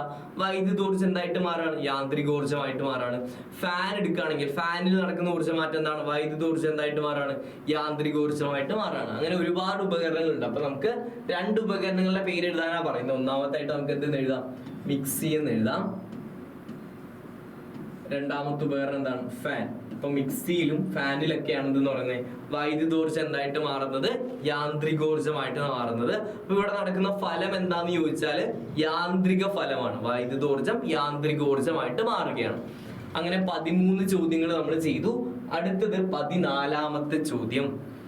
ഇതൊരു പ്രധാനപ്പെട്ട ചോദ്യമാണ്. നിങ്ങളുടെ ഫസ്റ്റ് ടേം പരീക്ഷയ്ക്കൊക്കെ എപ്പോഴും ചോദിച്ചുകൊണ്ടിരിക്കുന്ന ചോദ്യമാണ്. സ്ഥിരമായിട്ട് കണ്ടുവരുന്ന ചോദ്യമാണ്. ചുവടെ കുറച്ച് പ്രസ്താവനകൾ കൊടുത്തിരിക്കുന്നു. ഇവരെ പട്ടിക തിരിച്ച് എന്ത് ചെയ്യുക? എഴുതുക എന്നാണ് പറയുന്നത്. അപ്പോൾ കുറെ പ്രസ്താവനകൾ ഇവിടെ കൊടുത്തിട്ടുണ്ട്. അത് ഓരോന്നും ഇപ്പോൾ ശ്രേണി രീതിയുടെയും സമാന്തര രീതി അങ്ങനെ 2 പട്ടിക തിരിച്ച് എഴുതാനാണ് പറയുന്നത്. നമുക്ക് ഓരോ പോയിന്റ് ആയിട്ട് വായിക്കാം. സഫല പ്രതിരോധം കൂടുന്നു. നമ്മൾ ശ്രേണി രീതിയുടെ പോയിന്റുകൾ പഠിച്ചിട്ടുണ്ട്, സമാന്തര രീതിയിലും പഠിച്ചിട്ടുണ്ട് അല്ലെ. അപ്പൊ സഫല പ്രതിരോധം കൂടുന്നു. സഫല പ്രതിരോധം കൂടുന്നു എന്ന് പറയുമ്പോൾ അത് എന്ത് രീതിയായിരിക്കും? അത് ശ്രേണി രീതിയായിരിക്കും. സഫല പ്രതിരോധം കൂടുതലാവുക ശ്രേണി രീതിയിലായിരിക്കും അല്ലെ. സീരീസ് കണക്ഷൻ ശ്രേണി രീതിയിലായിരിക്കും. രണ്ടാമത്തെ പോയിന്റ് എന്താ? പ്രതിരോധങ്ങളുടെ എണ്ണം കൂടുന്നതിനനുസരിച്ച് കറന്റ് കൂടുന്നു. പ്രതിരോധകങ്ങളുടെ എണ്ണം കൂടുന്നതിനനുസരിച്ച് കറന്റും കൂടുന്നു. അതായത് കറന്റ് എന്താ കൂടുതലാവും, അല്ലെങ്കിൽ കറന്റ് വ്യത്യസ്തമായിട്ടിരിക്കുന്നത് എവിടെയാണ്? കറന്റ് വ്യത്യസ്തമായിട്ടിരിക്കുന്നത് സമാന്തര രീതിയിലാണ്, പാരലൽ കണക്ഷനിലാണ്. അപ്പൊ രണ്ടാമത്തത് പാരലൽ കണക്ഷന്റെ പോയിന്റ് ആണ്. മൂന്നാമത്തെ പോയിന്റ് എന്താ? പ്രതിരോധങ്ങളിൽ താഴ്ന്ന പ്രതിരോധമുള്ളത് കൂടുതൽ ചൂടാകുന്നു. അതായത് പ്രതിരോധങ്ങളിൽ വെച്ചിട്ട് ഏറ്റവും കുറഞ്ഞ പ്രതിരോധം, സഫല പ്രതിരോധം എവിടെയാണ് ഉള്ളത്? അവിടെ താപോർജ്ജം കൂടുതലായിരിക്കും. നമ്മൾ സമാന്തര രീതിയിലാണ് അത് പഠിച്ചിരിക്കുന്നത് അല്ലെ. അതായത് സഫല പ്രതിരോധം കുറയുമ്പോൾ അതിനനുസരിച്ച് എന്ത് കൂടും? താപോർജ്ജം കൂടും. അപ്പൊ മൂന്നാമത്തതും എന്താണ്? സമാന്തര രീതിയാണ്. നാലാമത്തെ പോയിന്റ് നോക്കാം. പ്രതിരോധത്തിന്റെ മൂല്യത്തിനനുസരിച്ച് വോൾട്ടത വിഭജിക്കപ്പെടുന്നു. പ്രതിരോധത്തിന്റെ മൂല്യം അനുസരിച്ച് വോൾട്ടത വിഭജിക്കപ്പെടുന്നു. അതായത് പൊട്ടൻഷ്യൽ വ്യത്യാസം വ്യത്യസ്തമായിരിക്കും എന്ന് നമ്മൾ പഠിച്ചിരിക്കുന്നത് എവിടെയാണ്? അപ്പൊ നാലാമത്തെ പോയിന്റ് അർത്ഥമാക്കുന്നതാണ് പൊട്ടൻഷ്യൽ വ്യത്യാസം വ്യത്യസ്തമായിരിക്കും. അതായത് വോൾട്ടേജ് വിഭജിക്കപ്പെടും. അതെന്താ? അത് ശ്രേണി രീതിയാണ്. അത് ശ്രേണി രീതിയിലാണ്. ഇനി അഞ്ചാമത്തെ പോയിന്റ് നോക്കാം. പ്രതിരോധത്തിന്റെ മൂല്യത്തിനനുസരിച്ച് കറന്റ് വിഭജിക്കപ്പെടുന്നു. അപ്പൊ കറന്റ് വിഭജിക്കപ്പെടുന്ന എവിടെയാണ്? അത് നമ്മൾ പഠിച്ചിരിക്കുന്നത് സമാന്തര രീതിയിലാണ്. നമ്മൾ കൊടുക്കുന്ന കറന്റ് ഓരോ പ്രതിരോധകത്തിനനുസരിച്ച് കറന്റ് വിഭജിക്കപ്പെടുന്നത് അത് സമാന്തര രീതിയിലാണ്. ലാസ്റ്റ് പോയിന്റ്, ആറാമത്തെ പോയിന്റ് എന്താണ്? പ്രതിരോധകങ്ങളെ പ്രത്യേകം സ്വിച്ചുകൾ ഉപയോഗിച്ച് നിയന്ത്രിക്കാൻ സാധിക്കുന്നില്ല. അതായത് എന്ത് ചെയ്യാം? പ്രതിരോധങ്ങളെ പ്രത്യേകം സ്വിച്ച് ഉപയോഗിച്ച് നിയന്ത്രിക്കാൻ സാധിക്കില്ല എന്ന് പറയുമ്പോൾ അതെന്തായിരിക്കും? അത് ശ്രേണി രീതിയായിരിക്കും. സമാന്തര രീതിയിലാണെങ്കിൽ നമുക്ക് എന്ത് ചെയ്യാൻ പറ്റും? പ്രത്യേകം സ്വിച്ചുകൾ ഉപയോഗിച്ച് നിയന്ത്രിക്കാൻ പറ്റും. അപ്പൊ ഒരു 2 ടേബിളുകളായിട്ട് എഴുതിയിട്ടുണ്ട്. എന്തൊക്കെ? പ്രതിരോധങ്ങൾ ശ്രേണി രീതിയിൽ എന്തൊക്കെയാണ്? സഫല പ്രതിരോധം കൂടുന്നു, പ്രതിരോധത്തെ മൂല്യത്തിനനുസരിച്ച് വോൾട്ടത വിഭജിക്കപ്പെടുന്നു, പ്രതിരോധകങ്ങളെ പ്രത്യേകം സ്വിച്ചുകൾ ഉപയോഗിച്ച് നിയന്ത്രിക്കാൻ സാധിക്കില്ല. ഇതാണ് എന്തെന്ന് പറയുന്നത്? ശ്രേണി രീതിയിൽ വരുന്ന പോയിന്റുകൾ. സമാന്തര രീതിയിൽ വരുന്ന പോയിന്റുകൾ ഏതൊക്കെയാ? പ്രതിരോധകങ്ങളുടെ എണ്ണം കൂടുന്നതിനനുസരിച്ച് കറന്റ് കൂടുന്നു. അതായത് എല്ലായിടത്തും കറണ്ട് വ്യത്യസ്തമായിരിക്കും. പ്രതിരോധങ്ങളിൽ താഴ്ന്ന പ്രതിരോധമുള്ളിടത്ത് കൂടുതൽ ചൂടാകുന്നു. അതും എന്താണ്? സമാന്തര രീതിയുടെ പോയിന്റ് ആണ്. മൂന്നാമത്തെ പോയിന്റ് ആയിട്ട് വരുന്നത് എന്താണ്? പ്രതിരോധത്തിന്റെ മൂല്യത്തിനനുസരിച്ച് കറന്റ് വിഭജിക്കപ്പെടുന്നു. കറന്റ് തുല്യമല്ലാത്തത് അല്ലെങ്കിൽ കറന്റ് വ്യത്യസ്തമാകുന്നത് എവിടെയാണ്? അത് സമാന്തര രീതിയിലാണ്. അപ്പൊ ഇത് എക്സാമിന് എപ്പോഴും ചോദിക്കുന്നതാണ്. ഇതല്ലെങ്കിൽ മറ്റൊരു രീതിയിൽ എന്ത് ചെയ്യാം? ഈ ഒരു ബോക്സിൽ നിന്ന് എക്സാമിന് ചോദ്യം എന്തായാലും പ്രതീക്ഷിക്കാം. അടുത്തത് നമ്മുടെ അടുത്ത ചോദ്യം നോക്കുക. അടുത്ത ചോദ്യം ഒരു പ്രോബ്ലം ആണ് തന്നേക്കുന്നത്. ഒന്ന് വായിച്ചു നോക്കിയ പ്രോബ്ലം എന്താ? ഒരു 230 വോൾട്ട് 115 വാട്ട് ഫിലമെന്റ് ലാമ്പ് സർക്യൂട്ടിൽ 10 മിനിറ്റ് സമയത്തേക്ക് പ്രവർത്തിക്കുന്നു. അതാണ് പറയുന്നത്. ഈ ബൾബിലൂടെ പ്രവഹിക്കുന്ന കറന്റ് എത്ര? ക്വസ്റ്റ്യൻ ആയിട്ട് ചോദിക്കുന്നത് എന്താണ്? ഫിലമെന്റ് ലാമ്പ് എത്ര മിനിറ്റ് സമയത്തേക്കാണ് പ്രവർത്തിക്കുന്നത്? 10 മിനിറ്റ് സമയത്തേക്കാണ് പ്രവർത്തിക്കുന്നത്. ഈ ബൾബിലൂടെ പ്രവഹിക്കുന്ന കറന്റ് എത്രയെന്നാണ് ചോദിക്കുന്നത്. അപ്പൊ നമുക്ക് എന്തൊക്കെയാ തന്നിരിക്കുന്നതെന്ന് ആദ്യം തന്നെ എടുത്ത് എഴുതാം. വോൾട്ടത തന്നിട്ടുണ്ട് അല്ലെ. വോൾട്ടത തന്നിട്ടുണ്ട് 230 വോൾട്ട്, പൊട്ടൻഷ്യൽ വ്യത്യാസം അല്ലെങ്കിൽ വോൾട്ടത 230 വോൾട്ട് ആണ്. അതിനുശേഷം തന്നിരിക്കുന്നത് പവർ ആണ്. പവർ തന്നിരിക്കുന്നത് 115 വാട്ട് എന്നാണ്. 115 വാട്ട് എന്നും തന്നിട്ടുണ്ട്. പിന്നെ ഇവിടെ തന്നിരിക്കുന്നത് എന്താണ്? 10 മിനിറ്റ് സമയമാണ് വൈദ്യുതി പ്രവഹിക്കുന്നത്. സമയം തന്നിട്ടുണ്ട് 10 മിനിറ്റ് എന്നാണ് തന്നിരിക്കുന്നത്. ഈ 10 മിനിറ്റ് എന്നുള്ളത് അതിനെ എന്തിലേക്ക് നമ്മൾ മാറ്റണം? സെക്കൻഡിലേക്ക് മാറ്റണം അല്ലെ? ആദ്യം തന്നെ 10 മിനിറ്റ് എങ്ങനെയാ സെക്കൻഡിലേക്ക് മാറ്റുക? നമുക്കറിയാം 1 മിനിറ്റ് എന്ന് പറഞ്ഞാൽ 60 സെക്കൻഡ് ആണ്. 10 മിനിറ്റ് എന്ന് പറഞ്ഞാൽ 10 × 60 ചെയ്യുക. നമുക്ക് കിട്ടുന്ന ആൻസർ എത്രയായിരിക്കും? 600 സെക്കൻഡ് എന്നായിരിക്കും. 600 സെക്കൻഡ് എന്നായിരിക്കും. ഇനി ഇവിടെ പവറും വോൾട്ടേജുമാണ് തന്നിരിക്കുന്നത് അല്ലെ? പവറും വോൾട്ടേജും തന്നിട്ട് കറന്റ് ചോദിച്ചു കഴിഞ്ഞാൽ എന്താ കണ്ടുപിടിക്കേണ്ടത്? ആംബിയറേജ് ആണ്. അപ്പൊ ആംബിയറേജ് കാണുന്ന സമവാക്യം എന്താ? I = P/V എന്നാണ്. ആംബിയറേജ് കാണുന്ന സമവാക്യം I = P/V എന്നാണ്. അവിടെ P തന്നിട്ടുണ്ട് എത്രയാ? 230. P തന്നിരിക്കുന്നത് 115 എന്നാണ്. P ഇവിടെ തന്നിരിക്കുന്നത് 115 എന്നാണ്. അതേപോലെ തന്നെ വോൾട്ടേജ് V തന്നിരിക്കുന്നത് എത്രയാ? 230 എന്നാണ്. വോൾട്ടേജ് V തന്നിരിക്കുന്നത് 230 എന്നാണ് തന്നിരിക്കുന്നത്. അപ്പോ ഇവിടെ ഏറ്റവും ചെറിയ സംഖ്യ ഏതാ? 115 ആണല്ലേ? 115ഉം 230 ആണ്. അപ്പോ 115 230 എത്ര തവണയാ പോവാ നോക്കാം. 230 115 എത്ര തവണയാ പോവാ? 2 തവണയാ പോവാ. അതേപോലെ 115 115 എത്ര തവണയാ പോവാ? 1 തവണയാ പോവാ. അപ്പൊ നമുക്ക് കിട്ടുന്നത് എത്രയാ? 1/2 എന്നാ കിട്ടുക. 1/2 എന്ന് വെച്ചാൽ എന്താ? 0.5 ആംബിയർ. അപ്പൊ ഇവിടുത്തെ ഈ സർക്യൂട്ടിലൂടെ ഒഴുകുന്ന കറണ്ട് എത്രയാണ്? ബൾബിലൂടെ പ്രവഹിക്കുന്ന കറണ്ട് എത്രയാണ്? 0.5 ആംബിയർ ആണ് ഇവിടുത്തെ കറണ്ട്. ഇനി ബി ക്വസ്റ്റ്യൻ നമുക്ക് നോക്കാം. അപ്പൊ എ ക്വസ്റ്റ്യൻ നമ്മൾ കണ്ടുപിടിച്ചു. ബി ക്വസ്റ്റ്യൻ എന്താ ചോദിച്ചിരിക്കുന്നത്? 10 മിനിറ്റിനുള്ളിൽ ബൾബിലൂടെ പ്രവഹിക്കുന്ന ഇലക്ട്രിക് ചാർജ് എത്ര എന്നാണ് ചോദിച്ചിരിക്കുന്നത്. അപ്പോ ചാർജിന്റെ സിമ്പൽ എന്താന്ന് നമുക്ക് എല്ലാവർക്കും അറിയാം അല്ലെ? എന്താ ചാർജിന്റെ സിമ്പൽ? ചാർജിന്റെ സിമ്പൽ എന്താ? Q എന്നാണ്. ചാർജിന്റെ സിമ്പൽ Q എന്നാണ്. അപ്പൊ ചാർജ് കണ്ടുപിടിക്കാനുള്ള സമവാക്യം നമ്മൾ ഓൾറെഡി പഠിച്ചിട്ടുണ്ട്. എന്താ? Q = I × T എന്നാ പഠിച്ചേക്കുന്നത്. Q = എന്താ പഠിച്ചേക്കുന്നത്? I × T എന്നാണ്. അപ്പൊ ഇലക്ട്രിക് ചാർജ് അല്ലെങ്കിൽ വൈദ്യുത ചാർജ് കണ്ടുപിടിക്കുന്ന സമവാക്യം Q = I × T എന്നാണ്. ഇവിടെ കറന്റ് നമ്മളിപ്പോ കണ്ടുപിടിച്ചു എത്രയാ? 0.5 എന്ന് കണ്ടുപിടിച്ചു. കറന്റ് 0.5 ആണ്.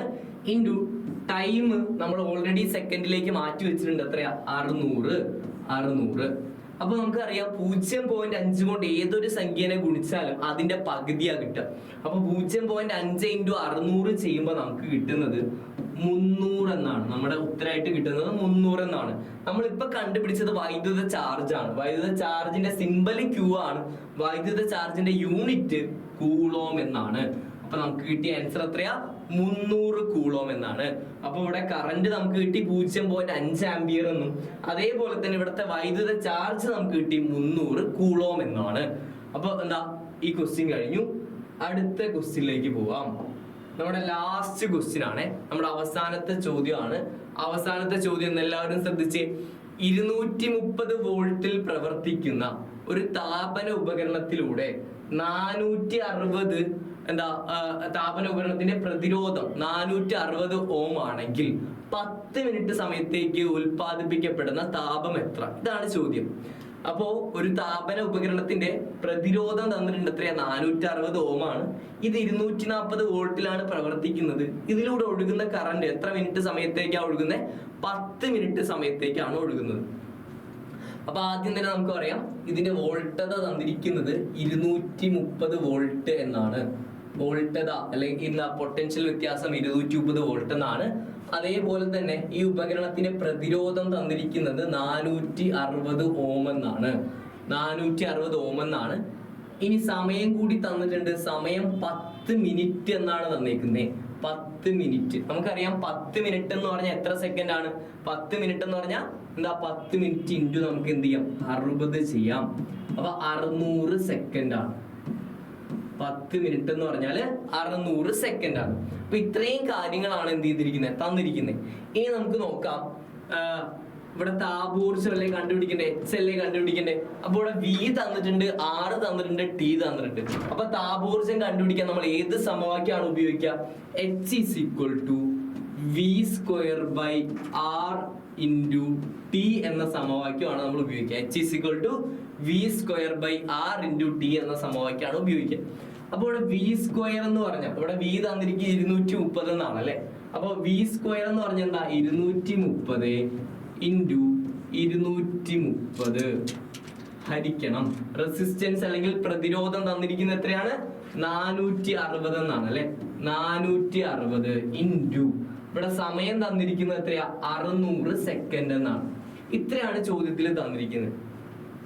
ഇനി നമുക്ക് നോക്കാം. ഇവിടെ താഴെ ഒരു പൂജ്യമുണ്ട്, മുകളിൽ ഒരു പൂജ്യമുണ്ട്. ഇത് രണ്ടും വെട്ടിക്കളയാം. ഇനി 23 46 തമ്മിൽ എന്താ ബന്ധം? 23ന്റെ ഇരട്ടിയാണ് 46 അല്ലെ. അപ്പൊ നോക്കാം. 23 46 എത്ര തവണയാ പോവാ? ഇവിടെ 2 തവണയാ പോവാ. 23 എത്ര വശാ പോവാ? 1 തവണയാണ് പോവാ. അപ്പൊ നമുക്ക് കിട്ടും നോക്കാം. 230 ഹരിക്കണം എന്താ ബൈ 2 ചെയ്യുമ്പോ അത്ര 230 ബൈ 2 ഇൻറ്റു 600. 230 ബൈ 2 ഇൻറ്റു 600 എന്ന് കിട്ടും. അപ്പൊ താഴെ എന്താ ഉള്ളത്? 230 ബൈ 2 ഇൻറ്റു 600 എന്നാണ് നമുക്ക് കിട്ടിയത്. ഇനി നമുക്ക് വീണ്ടും ഇതിനെ ചെറുതാക്കാം. ചെറുതാക്കുകയാണെങ്കിൽ എന്താ 230 ബൈ 2 ചെയ്യുമ്പോൾ നമുക്ക് എത്ര കിട്ടാം? 230 ബൈ 2 ചെയ്യുമ്പോൾ നമുക്ക് കിട്ടുന്നത് 115 എന്നാണ്. 115 ഇൻറ്റു 600 ചെയ്യാം. 115 ഇൻറ്റു 600 ചെയ്യാം.